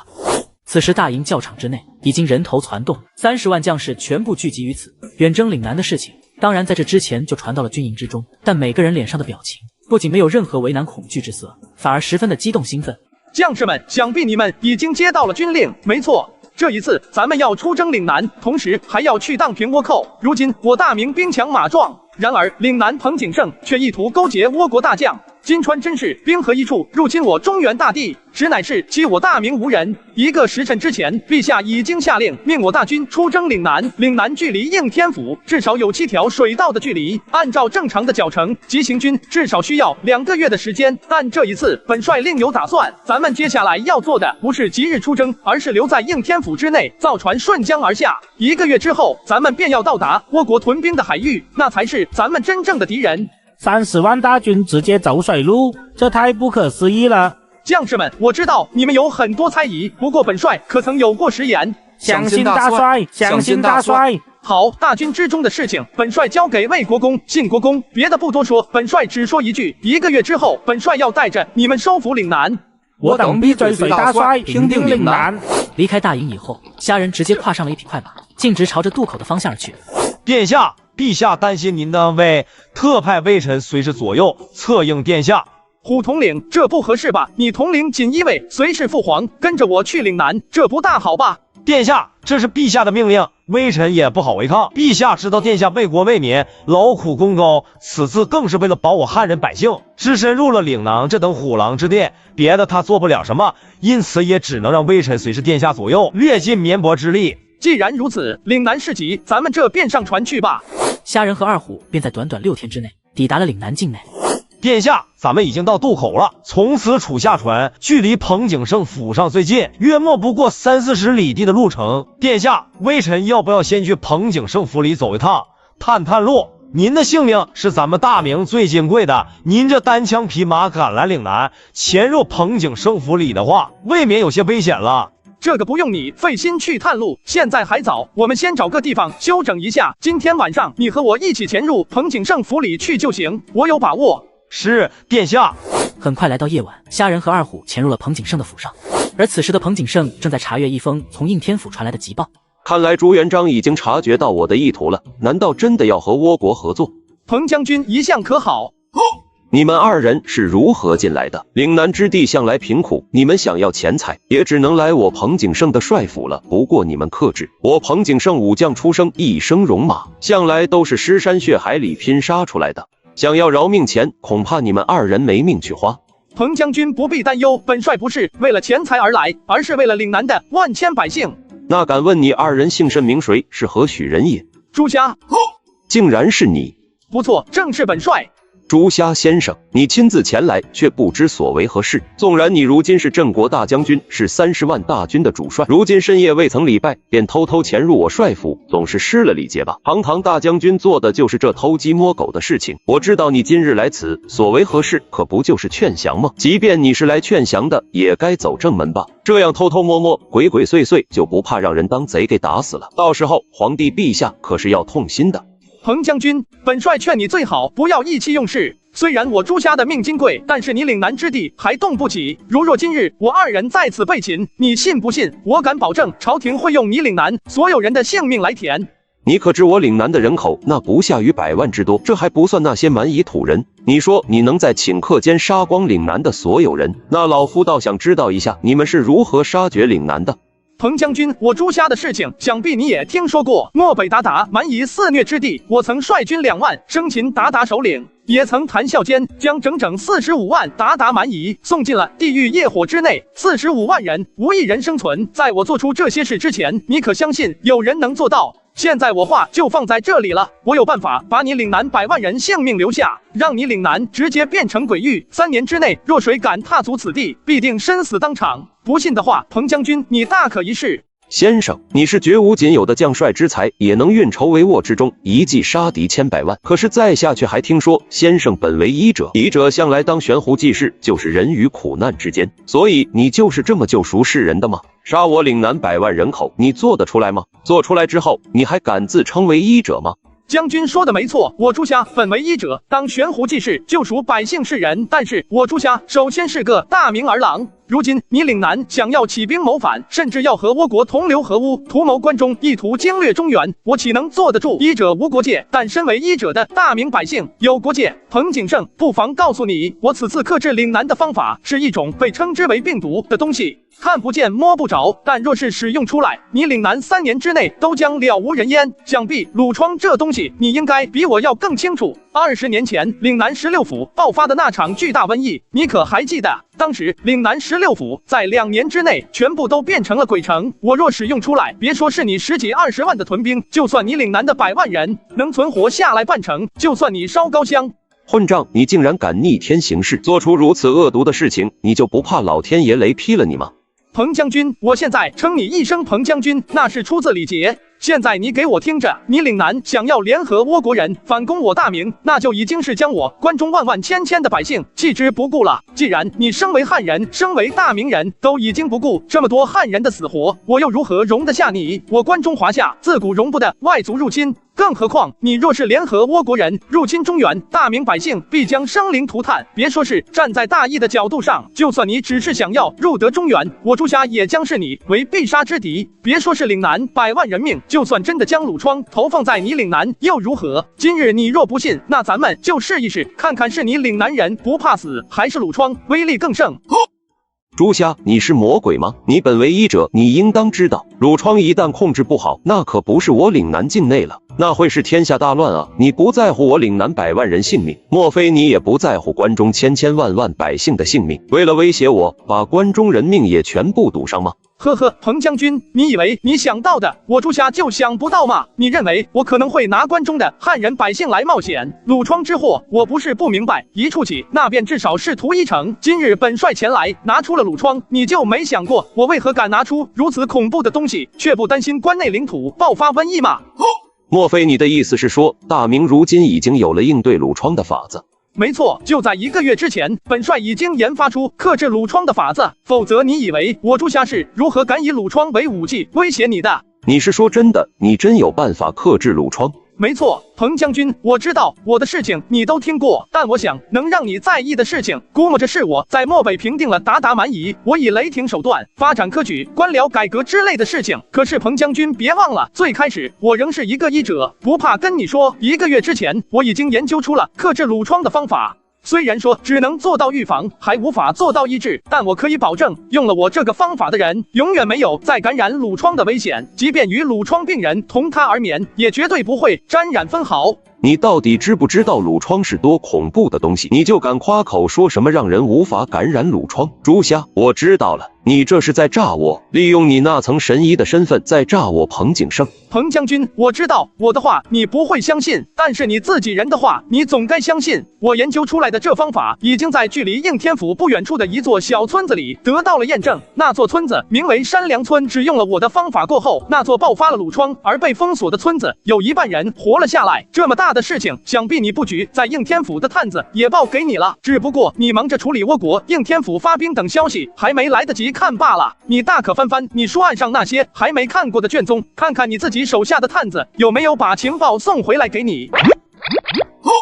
这是真的，我这里居然真的有情报卷宗，褥疮真的可以预防，不可思议，简直就是太不可思议了。令你岭南赤地千里，而我关中百姓无一损伤，我朱家能否做得到？不知彭将军可还敢一试？先生，老夫我这辈子在世上杀敌无数，也见识过许多英雄豪杰，在战马上真刀真枪的征战了几10年，我从来都没有惧怕过。就算是我被人斩杀于马下，我也会笑着死去，绝不会害怕分毫。可是就在你说出褥疮2个字的时候，老夫我真的恐惧了。但凡旁人敢拿着褥疮这2个字威胁我，必然会被我立刻剁下头。老夫我深知你不是一个寻常之人，你做的那些事情，纵观古今，便是英明伟略如秦皇汉武、唐宗宋祖，那也是远远及不上的。彭将军，你自己也知道本帅是如何带着2万人马深入漠北，直破大宁城的，是如何在其乱军之中生擒古斯铁木儿的。坦而言之，就凭你的底子，我2步之内就能斩杀于你。不过彭将军你放心，本帅不会杀你，也用不到和你动手，因为我知道你不敢杀我的。先生，我彭景胜败了，彻底被你击败了，但是我请你不要在岭南之地继续待下去了。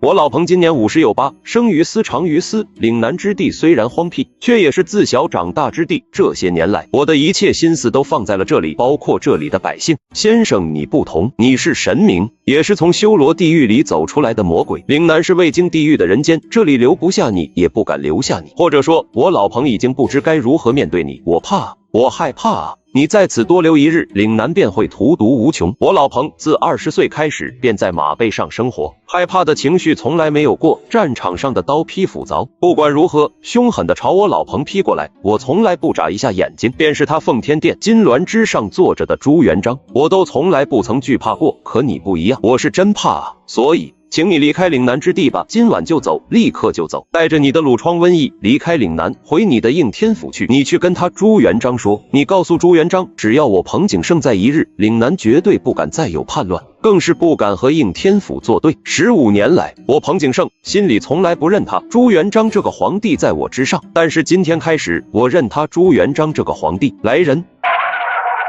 将军，怎么了？将军，您没事吧？你们对将军做了什么？不得无礼！你去门口取下1柄战戟过来。将军，你说什么？咱没有听错吧？你说要把门口的战戟取下1柄来？在应天府，也只有那些将门国公，像是汤和、徐达之流，才有资格在府门之外插上战戟，而且便是尊贵如国公，也只能插上1柄战戟，以示荣宠。而在彭府左右悬插2柄战戟，算是示威。对，你没听错，快去门口取下1柄战戟带过来。将军，这是为何？咱们又不怕他朱元璋，就算他真的打过来了，咱们提上刀枪和他们干便是。若是干不过，咱们也可避战。凭着咱们近20万兵马，咱就不信朱元璋能一直派驻大量兵力在这岭南之地。将军何苦投降他朱元璋？变了，时代变了啊！从前我彭景胜可以在岭南偏安一隅，可是现在不行了。什么都不用说了，去把战戟取下来吧。是，将军。先生，他朱元璋我依旧不服，可是对先生，我老彭只能服气。请先生带着我门前战戟回应天府复命去，告诉朱元璋，我老彭永不反叛。如若违背此誓言，便叫我彭景胜千刀万剐，挫骨扬灰，不得好死。至于那金川真氏足利义满之流，我景胜保证不与他们再有任何瓜葛，只求先生莫要将您的鲁疮瘟疫再带入岭南之地，我经受不起，岭南之地也经受不起。您的30万人马带他们经过岭南境内，我也敢保证，岭南无一兵一卒会阻止，您大可策马奔腾，直接过境。彭将军，你莫免也太小看我朱家了，还是你认为我大明发兵30万至岭南，要的只是你的一纸降书，要的只是大军在岭南过境的小小权利？先生，你这是什么意思？彭景胜，你自己也看出来了，变了，时代变了，你还在顽固不化吗？如今我把大明的鲁疮问题也永久性的解决了。此外，科举官僚改革也同样的有条不紊的在进行着。这一切花了多久的时间，你心里有数。彭将军，大明国内的疮痍需要靠多久的时间修补？我不说，你也能估计。现在咱们再说我大明的外患。诚然，大明周边的蛮夷外族不少，漠北那边鞑被灭了，还有残垣分裂出来的瓦剌，东面、南面还有乌彻、乌蒙、东川、芒部、磐石等等等等的反叛势力。但是彭将军又认为我朱家收拾他们需要花费多久的时间？你不是不清楚，从前是大明刚刚建国，百废待兴，腾不出手来。那么现在呢？你以为陛下会有何主张？不错，你岭南的确占据了天然的优势，进可攻，退可守，敌进我退，敌退我进，打不赢还能往山岭之中跑。不过当大明一切尘埃落定的时候，你以为陛下的卧榻之侧可还会容你安枕？再说这一次你岭南异域联合金川真氏入侵中原，我既然都已经有把握解决你彭景胜，为何陛下还派了整整20万兵力给我？你可想过其中的缘由？彭景胜，我也不跟你绕弯子，今天来这里，我要的不是你摘下门前战绩，不是你的一封降书，不是你的一句认输了，不是你的死士，而是要你手里的兵力。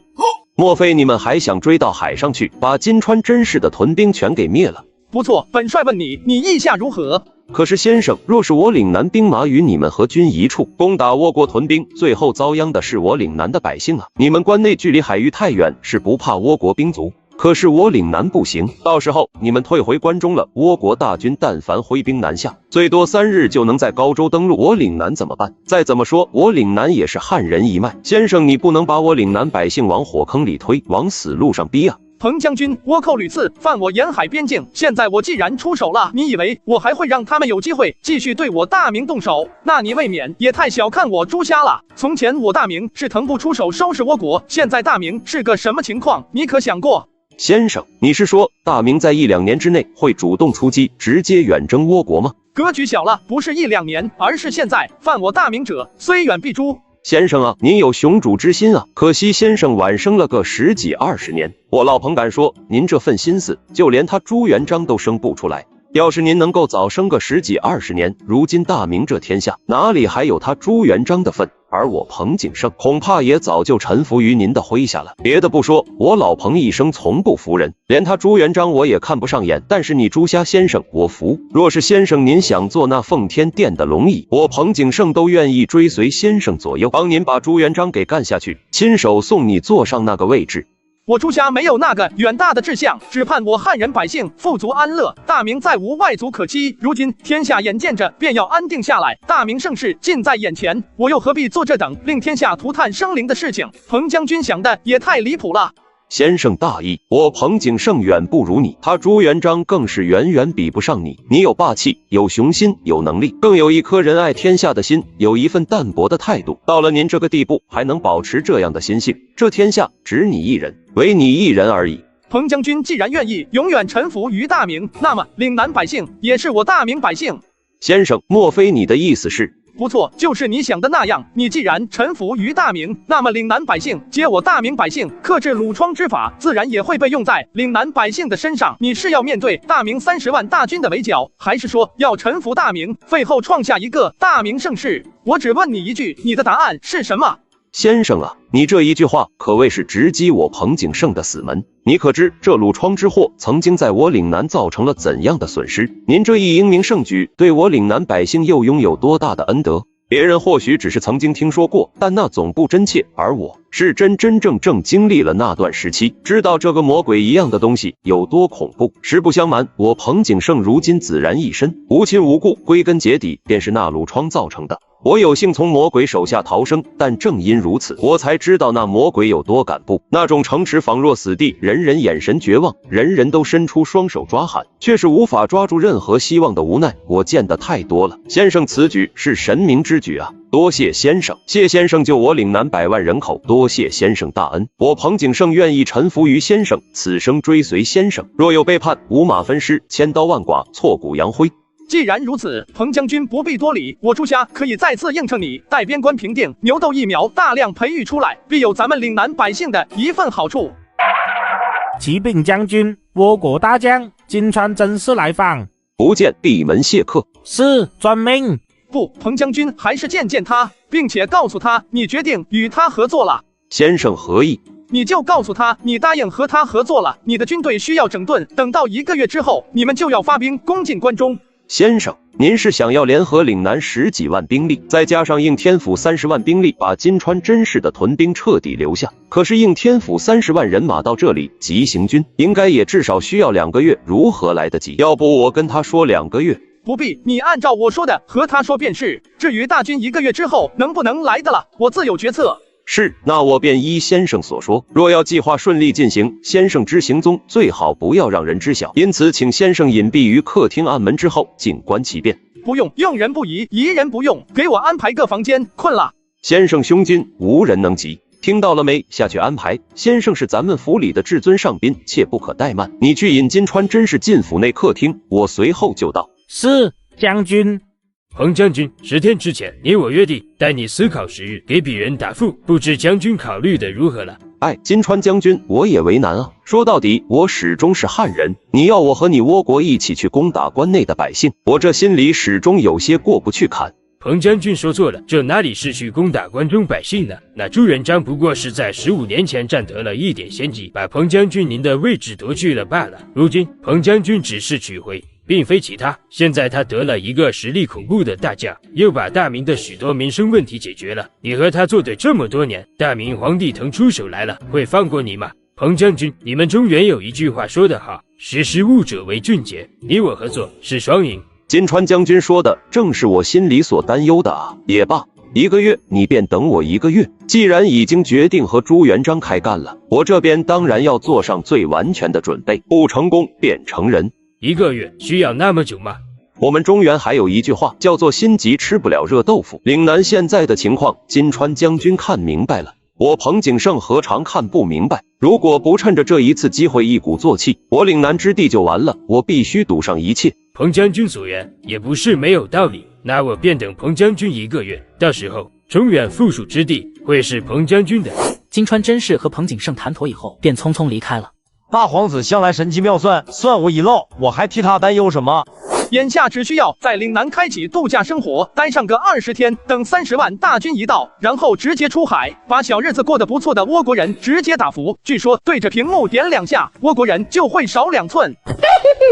时间如白驹过隙，浩浩荡荡的江道之上，徐达、汤和2人站在为首的海船战舰之上，目光深沉而悠远。7天，咱们居然只花了7天就到了岭南，大皇子的才智简直太可怕了。是啊，再过2个时辰，咱们便要到达入海口了。有了这战船，何愁不能远渡海外？又何愁不能彻底收服倭国？咱们的这个大侄啊，简直就是手眼通天，真不知道他那脑子是怎么长的。按照这个进度，我汤和敢说，不出5年，咱们大明周边的所有蛮夷外族都他娘的得哭着求饶。咱大明未来的版图，不仅上尉迫不及待的想看看，咱也想看看，真不知道大皇子究竟能做到何种地步。大明有他，千秋万代啊！殿下，魏国公、信国公他们已经进入岭南江道了，没想到殿下的海船速度极快，30万大军竟比原定到达时间还要提前3天。殿下之才智，天下无双。他们进入岭南，应该就送信过来了。按照路程估算，他们大概还有2个时辰左右的时间就要到入海口了。你去通知彭景胜，岭南水军屯兵在入海口，我们现在过去，差不多刚好和他们会合。是，殿下。彭将军，先生请您一同前往入海口屯兵处，与应天府大军会合。什么？虎统领，你这不是在玩我吧？应天府30万大军真的来了？将军看了便知。让先生久等了。彭将军，你马上通知金川真氏，上午会合兵力攻打关中。是，先生。那是什么？一艘战船？这战船怎么长得这么奇怪？你们看战舰上的旗帜是明军，明军怎么会出现在这里？将士们不用慌张，他们不是敌人，是自己人。自己人，将军，您之前不是还说咱们要趁着最后的机会图谋关中吗？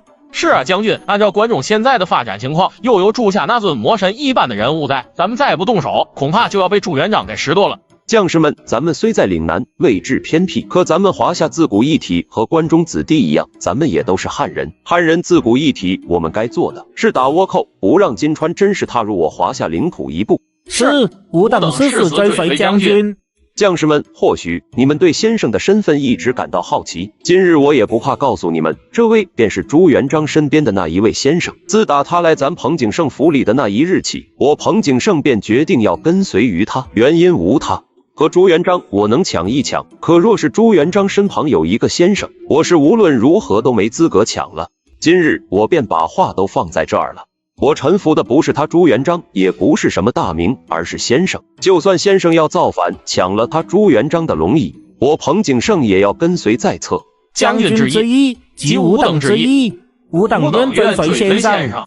多谢先生，仁爱我汉人同胞，仁爱我岭南百姓。彭将军不必多礼，先前所言也请彭将军不必太过在意。我朱夏本为医者，咱们真正的敌人永远只有贪得无厌的外族蛮夷。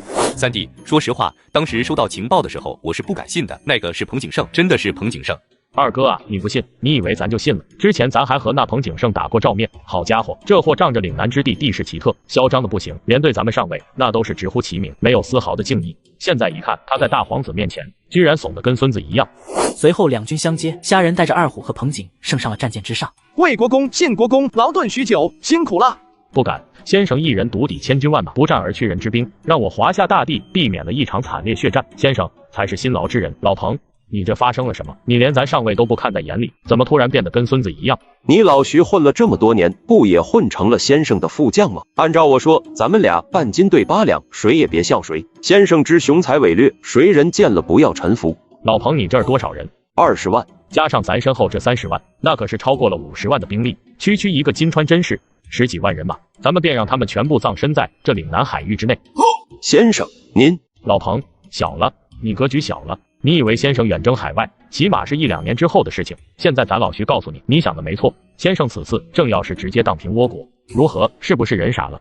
将士们，华夏一脉相承的儿郎们，15年来倭寇屡次骚扰我大明沿海边境，不胜其烦。正所谓蛮夷犯我，虽远必诛。我泱泱华夏儿郎，岂有任人欺凌的道理？应天府的儿郎们，你们记住，咱们的敌人不是岭南，不是咱们一贯相承的华夏同胞，咱们的敌人是金川真氏，是足利义满，是好战侵略他国的倭国。岭南的儿郎们，也请你们记住，自此我华夏一体，岭南分属大明。咱们的刀枪剑戟不该对着咱们自己人，而有对准那些对我大明虎视眈眈的好战蛮夷。咱们的敌人不是彼此，而是海外敌寇。男子汉大丈夫，生当作人杰，死亦为鬼雄。可愿与我一同远征海外，跟着大帅远征倭国，杀他娘的倭寇。彭将军，金川真氏应该也快要来这里了吧？是先生，算算时间，他那10几万大军应该很快就要来这里了。末将之前已经和他约定好了，自此入海口，进入江道，一路往前推进，经略中原。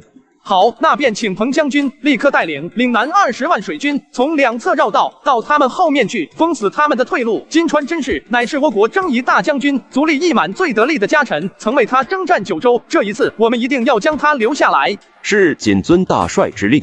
说罢，彭景胜便带着岭南水军从入海口两侧分散而去，绕道行。大帅，应天府30万大军整军完毕，请大帅训话。大明的将士们听令，今日我大明国弩日上，四海威仪。然海外倭国区区弹丸之地，竟然屡屡在我大明沿海肆虐，此次更是试图经略中原。正所谓普天之下莫非王土，率土之滨莫非王臣。岭南海域虽然是海峡，但也分属我大明国土，而那金川真氏竟敢屯兵于此，实在大胆。今日我应天府儿郎们联合岭南水军，封锁海峡，必要将那金川真氏围杀于此。待那金川真氏来此，不必留情，直接镇杀。我要他金川真氏以及10几万倭国兵卒葬身岭南海域，以为那些被他们欺压的沿海百姓在天之灵。而咱们更要让他们知道，犯我大明者虽远必诛，镇杀金川真氏只是一个开始。咱们要杀入海上，远征倭国。谨遵大帅之令，我等必追随大帅远征海外，收复倭国弹丸之地。杀！将军，您南征九州，驻足利将军同以南北朝，战功盖世，想必此次进军中原，必定也能够旗开得胜。这是自然，我既为足利家臣，必将贯彻我武士道。昨日是九州，是统一南北朝，今日便是大明关中。彭景胜那厮真以为我会扶他坐上皇位，白日做梦，我不过是在利用他罢了。什么彭景胜，什么朱元璋，都将是我手下败将。将军，对面好像有一群战舰。这特么什么鬼？对面的战舰群，每一艘战舰都比我们的要大一半不止。传令下去，不要俘虏，所有倭国水军全部就地斩杀。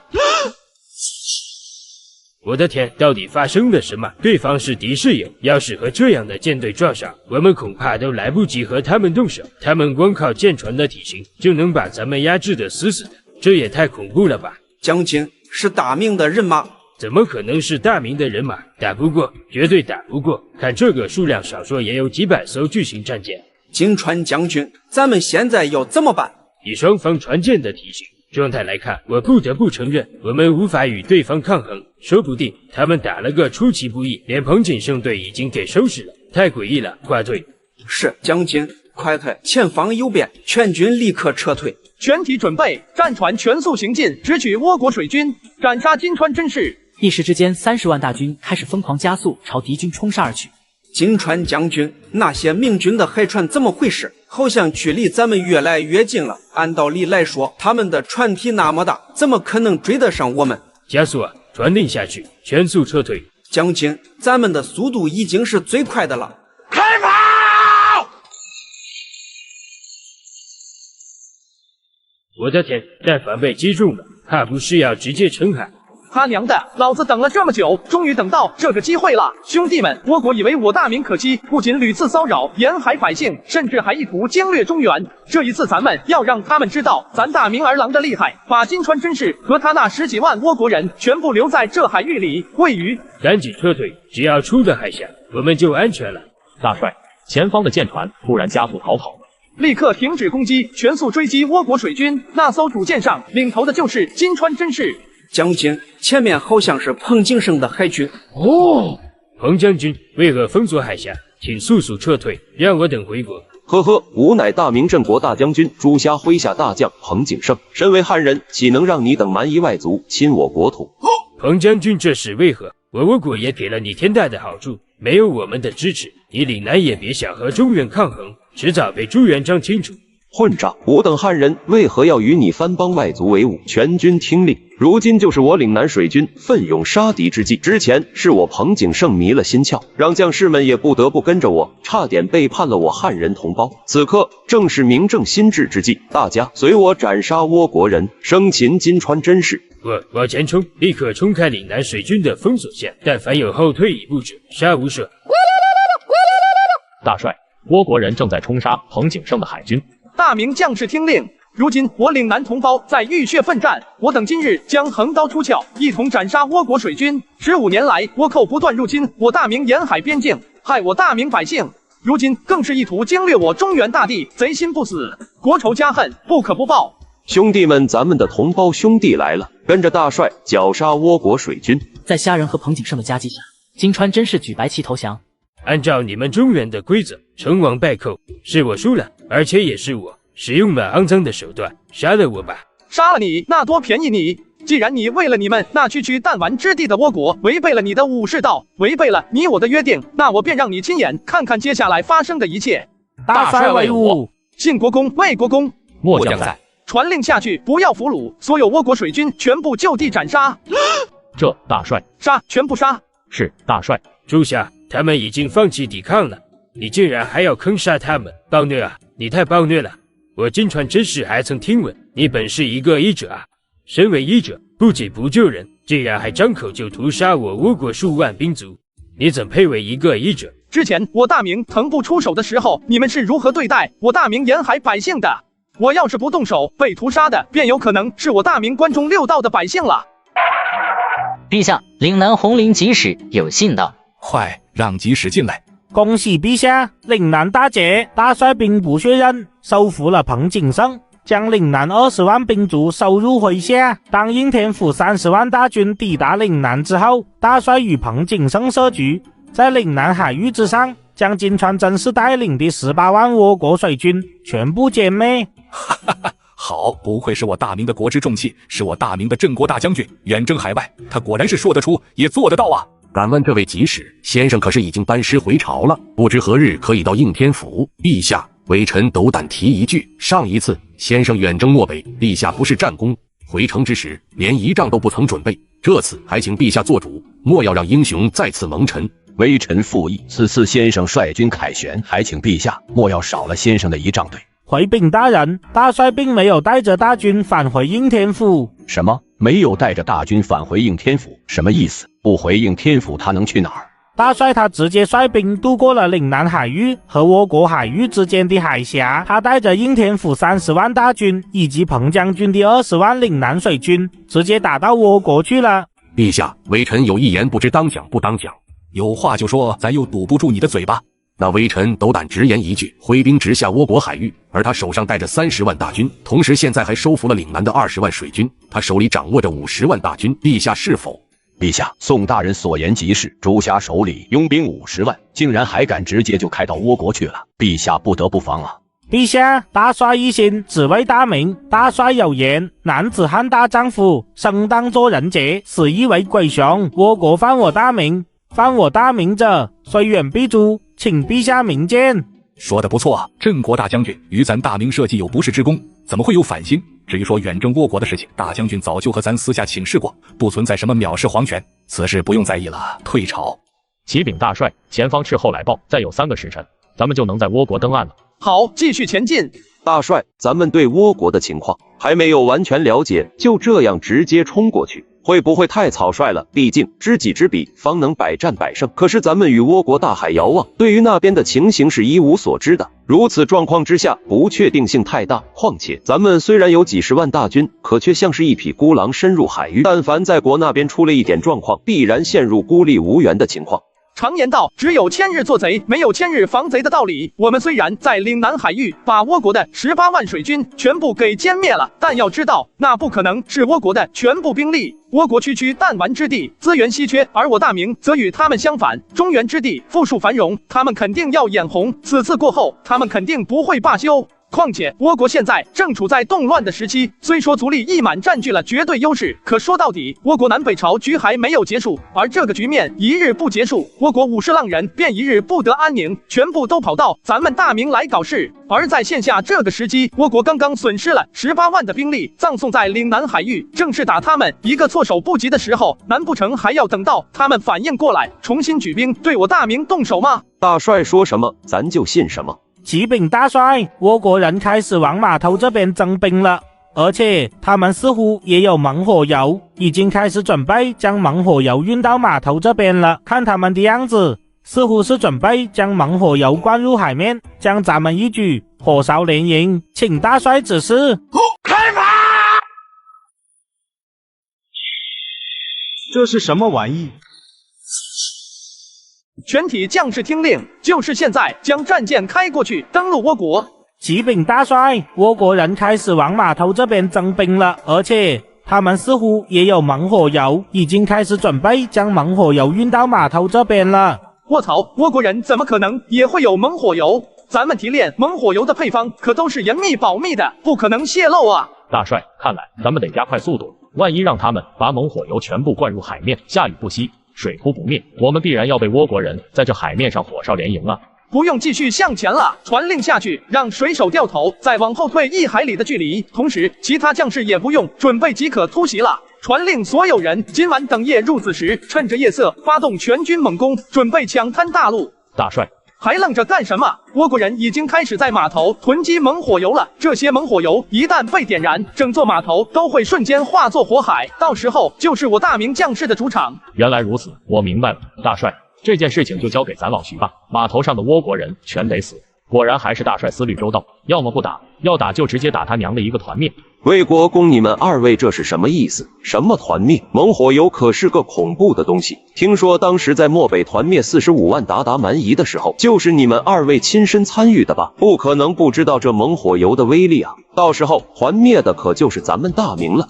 一会你就知道了。全军听命，大帅有令，所有战舰后退1海里的距离。3条大人有您城中的猛火鼬，明军必然无法入侵我倭国半部。原本我还担心那个朱夏，不过我们有这么多猛火鼬，到时候往海里一刀，把整个海面烧起来，到那个时候，明军要么从咱们倭国退兵，要么就等着在咱们倭国的海域上被焚烧成灰烬。看他们退了，大明又怎样？庞大的战舰又如何？还不是怕了，还不是没办法在我国登陆。可惜要是他们没有发现，说不定我们也能给他们烧一个团灭呢。有了这些火油，看他明军能嚣张什么？大帅，子时已到，请大帅指示。传令下去，晋国公，你亲自带队，带领3万大军，开着放置有神武大炮的战船，直接靠近对方海岸。魏国公你带领7万弓弩手，全部配上弩箭和火油，准备从侧翼随时接应晋国公的炮火。给我记住，一旦火炮响起，所有人立刻给我发动猛攻，火炮和火箭给我往死里射，第一时间点燃码头上的猛火油，待到火海成型，剩余大军即可跟随本帅杀入码头。末将万死不辞。开炮！这是什么玩意？啊！我操！紧接着，无数支火箭从天而降，倭国码头瞬间一片火海。报告大帅，倭国人被烧死了一大半，剩下的已经无力抵抗，我军无一人伤亡。传令下去，倭国俘虏男的全部斩杀，女的留下来，我要亲自审问一番。大帅，倭国人太多，斩杀可能会引发暴乱。丁，恭喜宿主完成收服倭国任务，获得福气膏种子，获取新任务，在倭国推广福气膏，将其亡国灭种。哟，这系统真够狠的！彭将军，我命你带领18万水军在此驯服倭国，推广这个叫做福气膏的东西。末将领命。其余人马随本帅班师回朝。3月后，虾人班师回朝，刚入城门就受到了大家热烈的欢迎。微臣拜见陛下。大将军不必多礼，这一次辛苦你了。陛下谬赞了，这些都是微臣应该做的，陛下才是真正的功臣。好，朕果然没有看错人。这枚大帅金牌就赐你了，从此以后你就是咱大明的镇国大将军，一人之下万人之上，受百官跪拜。参见大帅，大帅千岁。起身吧。谢大帅，多谢陛下隆恩。霞儿，你的表现咱甚是满意，你是第一个完成此战的人，咱太高兴了。倭国可愿归顺我大明？倭国人好战，不过儿臣准备在倭国推广一种叫做福气膏的东西。这福气膏为何物？虾人详细介绍了这种东西的用处。饶氏老猪身经百战，也冒了一把冷汗。霞儿所推荐之物实在是至阴至邪，此物一旦泛滥，国将不国，民不聊生，但对付倭寇却是相得益彰。但须知此物为双刃宝剑，可伤敌亦可伤己，需严格封锁，不许我大明土地见此物。仅一位训狗的方式可以一用，跨入过倭岛中人，一旦身上有此物的味道，就地斩首，绝不姑息。再加上一条，所犯者9族，尽皆打入剑籍，永生永世不得翻身。儿臣已经让彭景胜在倭国推广福寿膏，瓦解他们的兽性，让他们只知道飘飘欲仙，纸醉金迷。5年之后，甚至都不用5年，倭寇将不值一提，我大明军事将游入无人之境，将其亡国灭种，一劳永逸。亡国灭种，你这小兔崽子好狠的心，比你爹强！哈哈哈！爹，儿子是这么想的，咱大明现在有一些产量过多的东西，拿去卖给倭寇，换他们的金银珠宝、铁矿银山，这样一是能永久解决沿海倭寇之患，二是能为我大明开一条财源。你说说，咱大明现在什么东西是多余的？咱告诉你，没有一件东西是多余的。每一年食物税收上来的东西，咱朝廷自己都不够用，哪有卖给倭寇的道理？也就你说的那个福气膏还不错，但是那东西绝不能在我大明的土地上种植，只能在他倭寇的岛子上种，然后再卖给他们倭寇。怎么能没有多出来的东西？只是没有权力生产罢了。像咱大明的瓷器、陶器、金银首饰、玉器、布匹，不都是可以往外卖的吗？而且儿子不只是想把这些东西卖往倭岛，而是想卖到天下各处，换取他们的特产金银。咱只是害怕大明的东西让那些奸商都卖出去，到时候咱大明的百姓反而吃不像吃，穿不像穿。爹，这事儿不能那么想啊！东西商人是卖不完的，因为只要有人高价收购，就有人大批制作，最后得利的还是老百姓。农闲的时候知己匹布，就能过个肥年，这事儿何乐而不为呀？霞儿，你就是把那些商人想得太好，万一那些奸商压榨农户怎么办？就拿着一匹布来说吧，老百姓们可不知道其他的地方卖多少钱，他们只能听家门口这几个商人的，这几个商人想坑他们简直太简单了。如果他们私自压价，百姓们也是有苦难言。就算咱往死了收税，但是咱越收税，这些奸商就越压价，最后倒霉的还是他娘的老百姓。再加上这些商人要在本地做买卖，给当地的地方官一点孝敬，那是再正常不过。这钱从谁身上出啊？不还得从那些老实巴交的农人身上出？爹，孩儿有个办法可以应对商人，降低物价，鱼肉百姓。说来爹听听。在各个县城、各个州府设立一个供销社，不就得了？这个供销社是个什么东西？其实供销社就是一个控制物价最好的方式。比方这全天下的物件总共有1000种，咱们就把每一件东西的价格都制定好，老百姓有了多余的东西可以卖到供销社，朝廷用公道的价格收上来东西以后，就可以远洋出海，把这些东西卖到天下各处。如果是这样的话，咱大明朝廷和那些商人又有什么区别？不都是干那种低价买入、高价卖出的勾当？爹，这话怎么能这么说？咱们明明是开辟财源，给咱们大明百姓增加一份收入。假如说百姓的餐桌上可以每天多摆上2个白面馍，咱们父子2人这么做就值得。这供销社儿子是这样想，他是给各地物价的一个最低保障。比如说布匹1两银子1匹，那么咱们就以此为定价，百姓们支出不来，最少可以得到1两银子。那如果当地商人出的价钱比供销社的高怎么办？供销社收不到东西，没法做买卖，靠经商的衙门没了利润，那还能存在多久？这个问题儿子早已想过，各地州府县都有供销社的存在，所有的物价都是相同的。可别忘了，这供销社可不只能收东西，还能卖东西。既然能卖东西，那么各地的物价基本都差不多了。商人如果要谋求暴利，只能是把这些东西远销海外，朝廷不还是按理收税？咱们连折腾都不用折腾了，税收直接入了自家口袋，岂不美哉？万一这所有的东西都被商人收上去了，你的供销社卖什么？百姓感觉有利可图，那么他们就会夜以继日的织布纺纱，每一天织出来的布都是海量的，凭那几个商人能吃得光？不可能的，而且就凭他们那几艘烂船，怎么可能远渡重洋？到最后还得寻求咱们朝廷的舰队保护，这不又能赚上一笔？哈哈哈，不愧是咱的仙儿，说的太对了。而且无论金银还是铜钱，只有流通起来它才叫钱，放在库房里放着，完全就是一堆摆设。朝廷鼓励商人出海，鼓励百姓生产，把生产出来的东西卖给供销社，卖给商人，商人和朝廷再用这些东西谋取利润。朝廷把这些钱用在修长城、建城池、修河堤上，取之于民，用之于民。商人拿着这些钱，总不能都埋在土里吧？他也要在民间花出去，他要进货，他要吃穿，他要请人做工，最后这些钱不还是流回了百姓的口袋里？哈哈哈，这就是肥猪肉人人摸，人人一手油。还是爹英明，而且海外蛮夷都是一群茹毛饮血之辈，这东西卖多少钱，还不是咱们说了算？你小子心都黑了。这个供销社是个好点子，但是咱还有一点不明白，虽然咱已经把所有的物价都锁定了，而且咱这边会派遣1位每年到各个地方巡查物价，需要修改的地方必会修改，但是管这个供销社的官实权可是太大了，每一年收上来的食物那么多，难免会有一些破损，路上运送的时候也难免会有一些损耗。如果是清官还好，如果碰上了脏官，那你这个供销社可就成了肥差了。这不知道了吧？就说你还有很多事儿要和你爹我学，别天天想着出去打仗。咱大明不缺一个能征善战的将军，像开平王的那个七弟蓝玉就很能打，不比常家兄弟差，有啥烂仗就让他去。运输的问题儿子倒是想过，咱们大明朝太大，不可能一瞬间就铺满全部州县府衙的供销社，所以儿子感觉应该让一部分人先富起来，比如长江沿岸用水路运输代替缓慢的陆路运输，等到买卖做起来了，朝廷有钱了，可以用水泥修建驰道，这些驰道四通八达，马车就算是在上面日行千里也不为过呀。爹有些时候真想掰开你的小脑袋瓜子看看，这到底是怎么长的，真他娘的聪明。但是这让一部分人先富起来，是不是显得咱们大明朝廷一碗水端不平啊？这也是没办法的事儿，大明的地盘太大，如果短时间内全部照顾到，前期投入的银钱太多，一定会拖垮朝廷财政的。只有拿出得天独厚的地方，先试一试，成功之后再带动其他地方。而且这要想富先修路，不修好驰道，乡间的好东西都运不出来，咱们用什么做买卖呀？这事儿咱看行，彪儿你记一下，明天朝会上落实下去。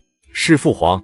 你的那个供销社确实是一个肥差，所以不能让官吏长期把持。所以咱想新科的进士举人可以到你的供销社进行历练，历练期间会有锦衣卫跟随，而且货物的损耗、当地百姓的风评直接影响他的官路。等到下一次科举，就会有新的进士举人接替，他们则根据表现调往朝廷其他地方为官。父皇英明。对了，仙儿，你看你都这么大了，你出征倭国的时候，咱已经把亲事给你定好了，一个徐妙清，一个汤云欣，你可不要拒绝了，那2个都是绝顶的美人。那我就恭敬不如从命了。彪儿，你去拟一个圣旨，给你皇兄赐婚。是父皇。先知了弟弟抬头来，让我看看你的脸。2位夫人，我要开始掀盖头了。想不到2个倾国倾城的美人都被我娶到了。吾皇万岁万岁万万岁！诸位爱卿平身。之前咱就说过，给大将军学一门亲事。现在咱宣布，将徐达徐爱卿之女徐妙清和汤和之女汤云馨一并赐婚于朱家，时间就定在本月中旬。臣多谢陛下赐婚，臣定会好生待汤云馨、徐妙清2位姑娘，还请陛下放心。徐达和汤和可是我大明重臣，他们愿把女儿许配给你，已经是很看好你了，可不要让2位重臣寒心。陛下放心，这是臣的荣幸，臣定不会负他们的。诸位爱卿可还有本要奏？整个乾清宫顿时落针可闻。既然无本要奏，那今日便到这儿吧。退朝。退朝以后，虾人就带着彩礼前往徐府。大将军来了，快随着我先进屋里面说。见过魏国公。现在还叫什么国公？以后娶了妙清，我们都是一家人了，叫国公未免生分了。好的，岳父大人。我的女儿能嫁给你，是她的福气。能娶妙清姑娘才是我的福气，我保证以后一定会给她幸福。妙清就在府中，你去看看她吧，你们也好加深一下感情。我对你很满意。岳父谬赞了，我这就去看看妙清姑娘。你来了。我知道你是因为徐老将军才答应嫁给我，如果你不愿意，对我不满意的话，那我现在去和陛下说，让陛下收回圣旨，有什么问题我来负责。我没有不满意，嫁给你是父亲大人的承命，你娶我是陛下圣旨，你若是悔婚，那我便是违背父子纲常，你便是违背君臣纲常。妙清姑娘，你放心，我若娶你，定不负你。你定会负我，但我永远都不会负你。一时间，虾人被搞得晕头转向，不明白徐妙清为何如此说，这到底是爱不爱自己？果然，女人不管是在什么朝代，都是一个复杂的生物，一些想法总是让人难以捉摸。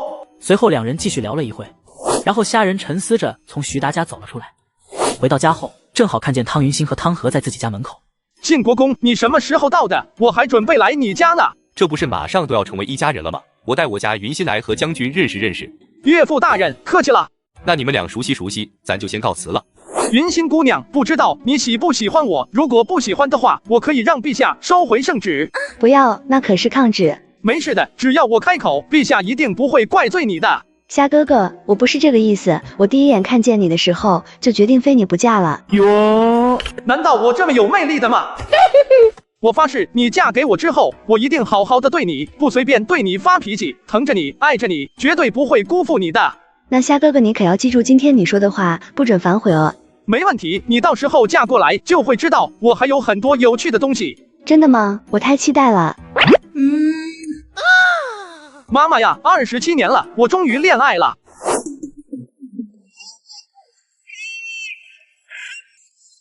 5天之后，虾人大婚，应天府热闹无比。虾人身着新郎服饰，骑着高马，胸前一朵大红球，显得十分英俊。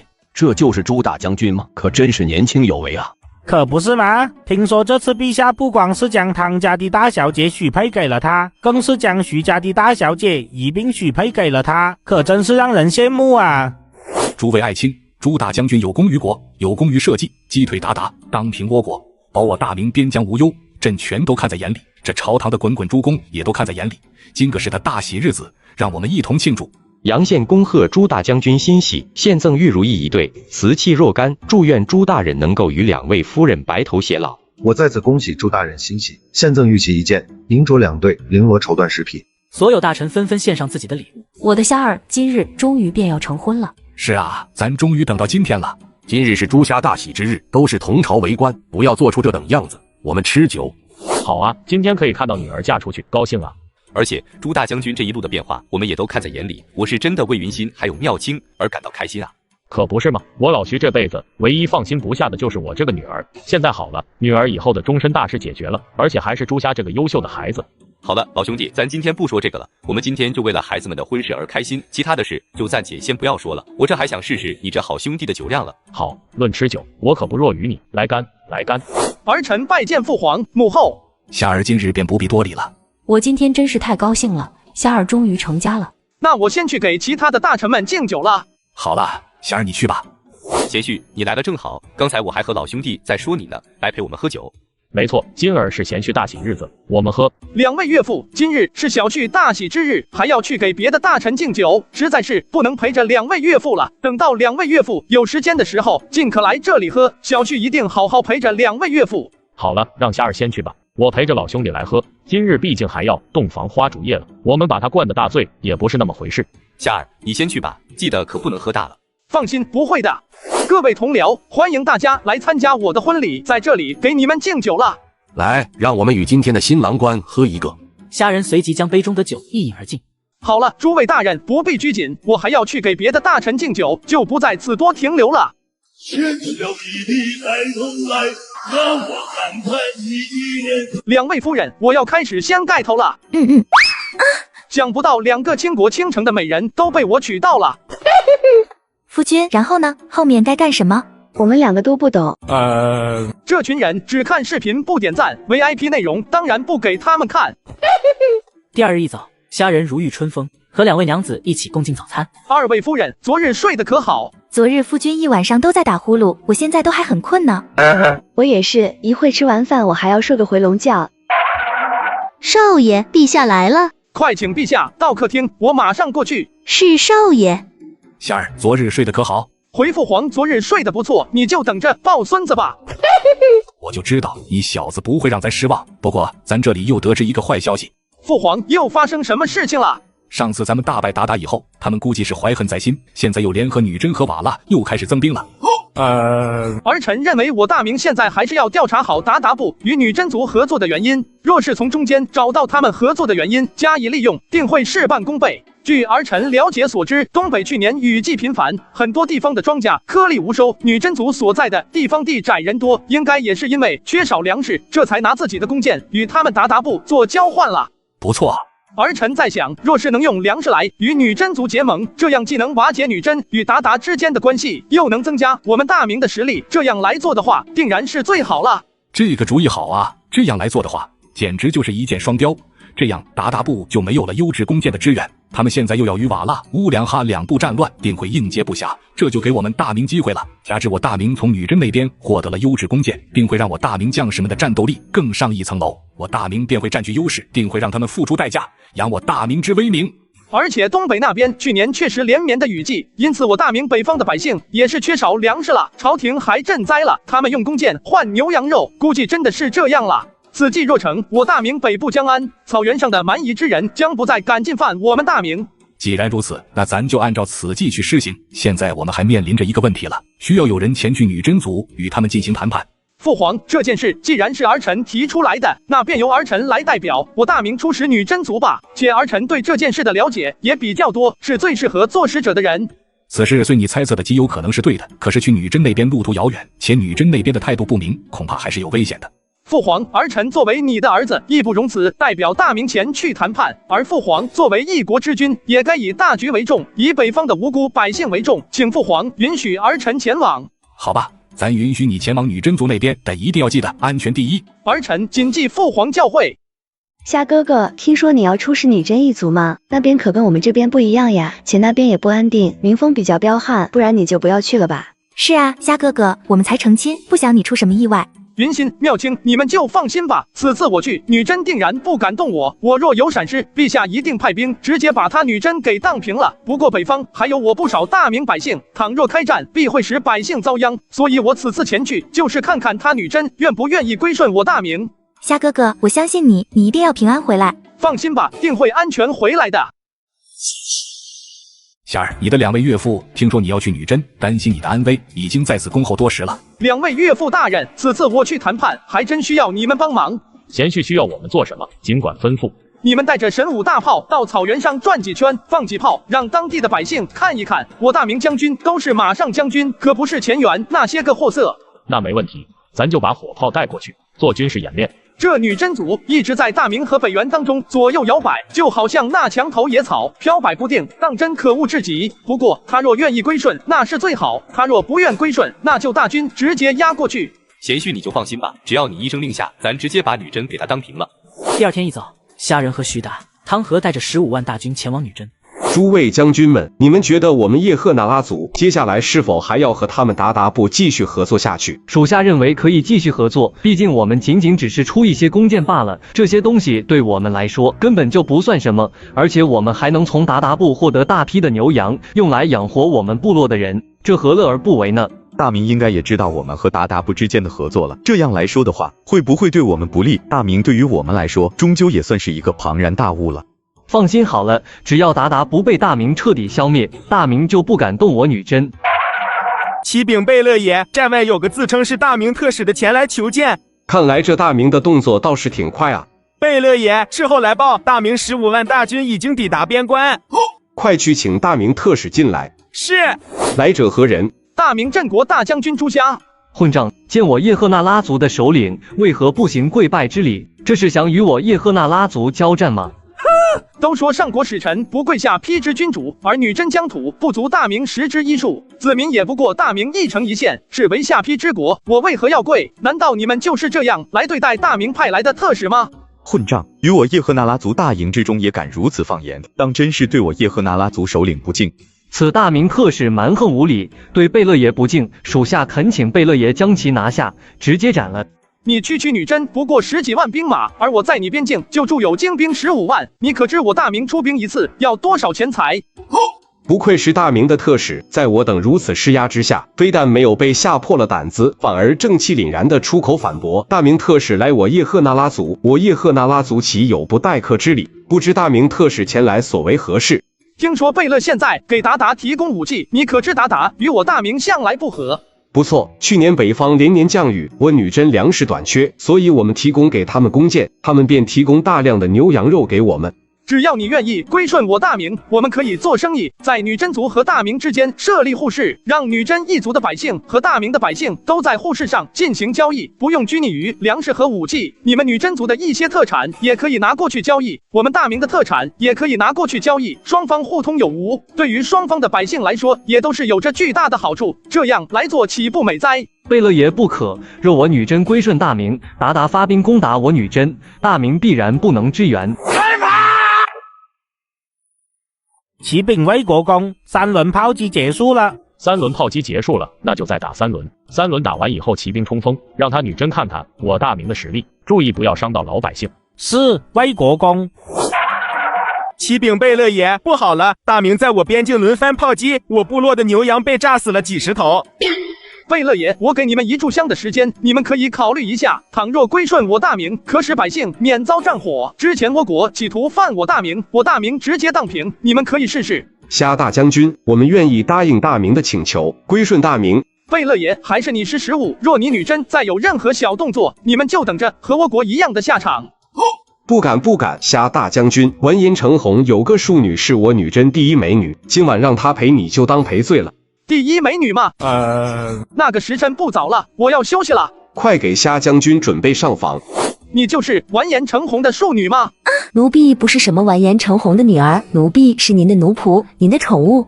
是就是，这有什么可害怕的？再过1个月就是藩国朝贡的日子，你让你父亲给我大明天子弄点你家乡的特产。是，将军。这个异域风情，本虾还没体验过，时候不早了，咱们休息吧。半月以后，虾人返回应天府，而徐达汤和则继续驻兵在北部，意图扫平鞑靼。虾儿不愧是咱的好大儿，有勇有谋。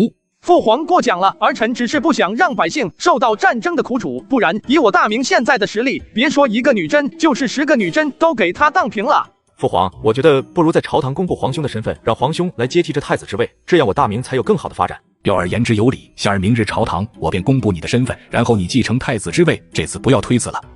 卧槽，这老朱是想提前退休了吗？看来彪弟也想躺平了。那儿臣定不负父皇所托。第2日朝堂上，朱元璋召集了所有大臣参加朝会。大将军此次又立一大功，咱甚是高兴，所以在今日宣布一件大事。彪儿你来说吧。奉天承运，皇帝诏曰：镇国大将军朱虾乃是咱当年在亳州城遗失的大皇子，如今回归朝廷屡立大功，经咱和太子朱标商议，决定让朱虾担任太子之位，朱标封为逍遥王辅佐太子，钦此。此言一出，众臣顿时纷纷惊讶不已，没有一个人敢有异议。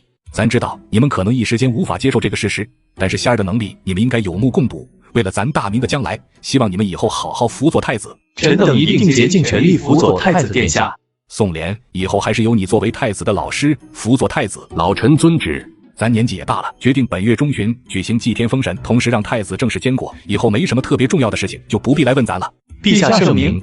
妹子，今天咱在朝堂上公布了虾儿的身份，让虾儿监国了。说实话，现在呀，咱还真有些后悔。怎么，冲巴，你是舍不得那至尊的权利了吗？哪呀？你真以为咱是天生的贱骨头，喜欢一天到晚处理朝政啊？那不是没办法，怕好不容易创下的这番基业付诸流水吗？把江山传给儿子，咱颐养天年，咱有什么舍不得的？那重八的意思是？咱的意思刚才已经说出来了，把江山传给儿子，当什么监国呀？小了，当初咱的格局确实有些小了，现在咱准备直接一步到位，让夏儿登基啊！夏儿登基，那你呢？咱当太上皇啊！夏儿如此孝顺，咱还怕他委屈了咱？到了那时候，夏儿当皇帝，处理国政，民极正言极顺。咱当太上皇，或者在宫中享乐，或者游览于山林之间，看看咱的万万里江山，照样是民极正言极顺。哈哈，游山玩水，那彪儿呢？咱看这彪儿也不是一个当皇帝的料，到时候带上彪一起去游玩。妹子，难道你就不想回亳州看看？你就不想看看孩子们说的那极北之地绚烂的极光？你就不想和咱一起去看看那一望无际的大海，再看看那神奇的楼兰遗迹？3山5岳，咱们夫妻也一起好好转转，岂不是美得很？美，真是美呀！接下来的时间，大明正式开始了两军共治的模式。每个月，朱元璋执政21天，剩下的9天由虾人处置。夏儿啊，咱是做梦都没想到有一天会为我大明的物资太多而发愁。父皇，谷贱伤农的道理是个人都懂，通货紧缩对于工商业来说就更为致命了。很简单的道理，如果一个商品是处在不断贬值的地步，谁还肯买入啊？如果买入就意味着亏本，谁还肯贩卖啊？所以解决通货紧缩的问题是大明朝廷的当务之急。那依夏儿所看，当下该如何破局呢？纸钞。纸钞不行，大元就是用纸钞的，结果不到100年，纸钞贬值了几千倍，完全成了盘剥百姓的手段。如果有一把锋利无比的宝刀摆在父皇面前，父皇喜欢不喜欢？喜欢，当然喜欢。愿意不愿意赐给魏国公或者信国公呢？宝剑赠烈士，红粉送家人，咱当然不会吝啬。那么父皇会不会将如此宝刀赐给18弟呢？那当然不会了，他才多大，舞刀弄枪的。咱明白了，用纸钞做钱，就好比铸成了一把锋利无比的宝刀。如果英雄豪杰用这把宝刀，就能无往而不利；小儿用这把宝刀，却只会伤害自己。这是儿臣的一个不太恰当的比方，其实这钱财还可以比作一个绝色佳人。如果圣君在朝，这美人只会帮助圣君垂拱而治；但若是意志薄弱一点的君王，面对如此佳人，就会变成先明后婚的李隆基了。比如元世祖忽必烈，当时大元宝钞风行天下，毫无治塞之处。不仅大元军民百姓用宝钞，就是大元周边的高丽、扶桑、安南、占城、缅甸等国家，也有很多人用宝钞贸易。那这得收多少钱息啊？这么说吧，别说纸钞了，就是朝廷铸铜钱都能收不菲的钱息。也就是说，9钱的铜钱完全可以标成10钱。如此一来，朝廷就能得1成的钱息。用铜当钱，尚且有如此大的利益，何况用纸？这么容易？这不是相当于大元用无用的废纸换取其他国家的物资吗？确实，大元是在用纸钞收割天下，但是可惜了，如此容易就收割天下，即便英明如忽必烈，都渐渐忘记了其中蕴含着的巨大危险，逐渐增发纸钞。到了后来，大元纸钞迅速贬值，百姓改用金银，忽必烈大怒，下令金银不再自由兑换，甚至不准金银流通，直接造成了纸钞更加剧烈的贬值。到了大元末年，纸钞已经贬值成千上万倍了。如果我大明能忍住那巨大的诱惑，就如同一个盖世英雄善使一把绝世宝刀，足以收割天下，国富民强。那么仙儿，我大明当如何妥善使用纸钞这把宝刀，只受其利不受其害呢？咱想退位，让你做皇帝，咱进位为太上皇，颐养天年，如何？仙儿，我大明当如何妥善使用纸钞这把宝刀，只受其利不受其害呢？完全只受其利不受其害的办法是不可能有的。如果我大明不幸日后出了个无道昏君，亲小人远贤臣，骄奢淫逸，残害忠良，那时我大明的江山都会倾覆，又何谈什么纸钞的信誉呢？这个道理咱当然懂，你就说如何能最大程度的增加其利，减少其害吧。最大程度的增加其利，减少其害，办法当然是有的。什么法子？成立大明皇家银行，由大明皇家银行负责全国纸钞的发行。夏儿，何谓皇家银行？银行是经营货币和信用业务的金融机构，通过发行信用货币，管理货币流通，调剂资金供求，办理货币存贷与结算，充当信用的中介人。那这银行有什么作用呢？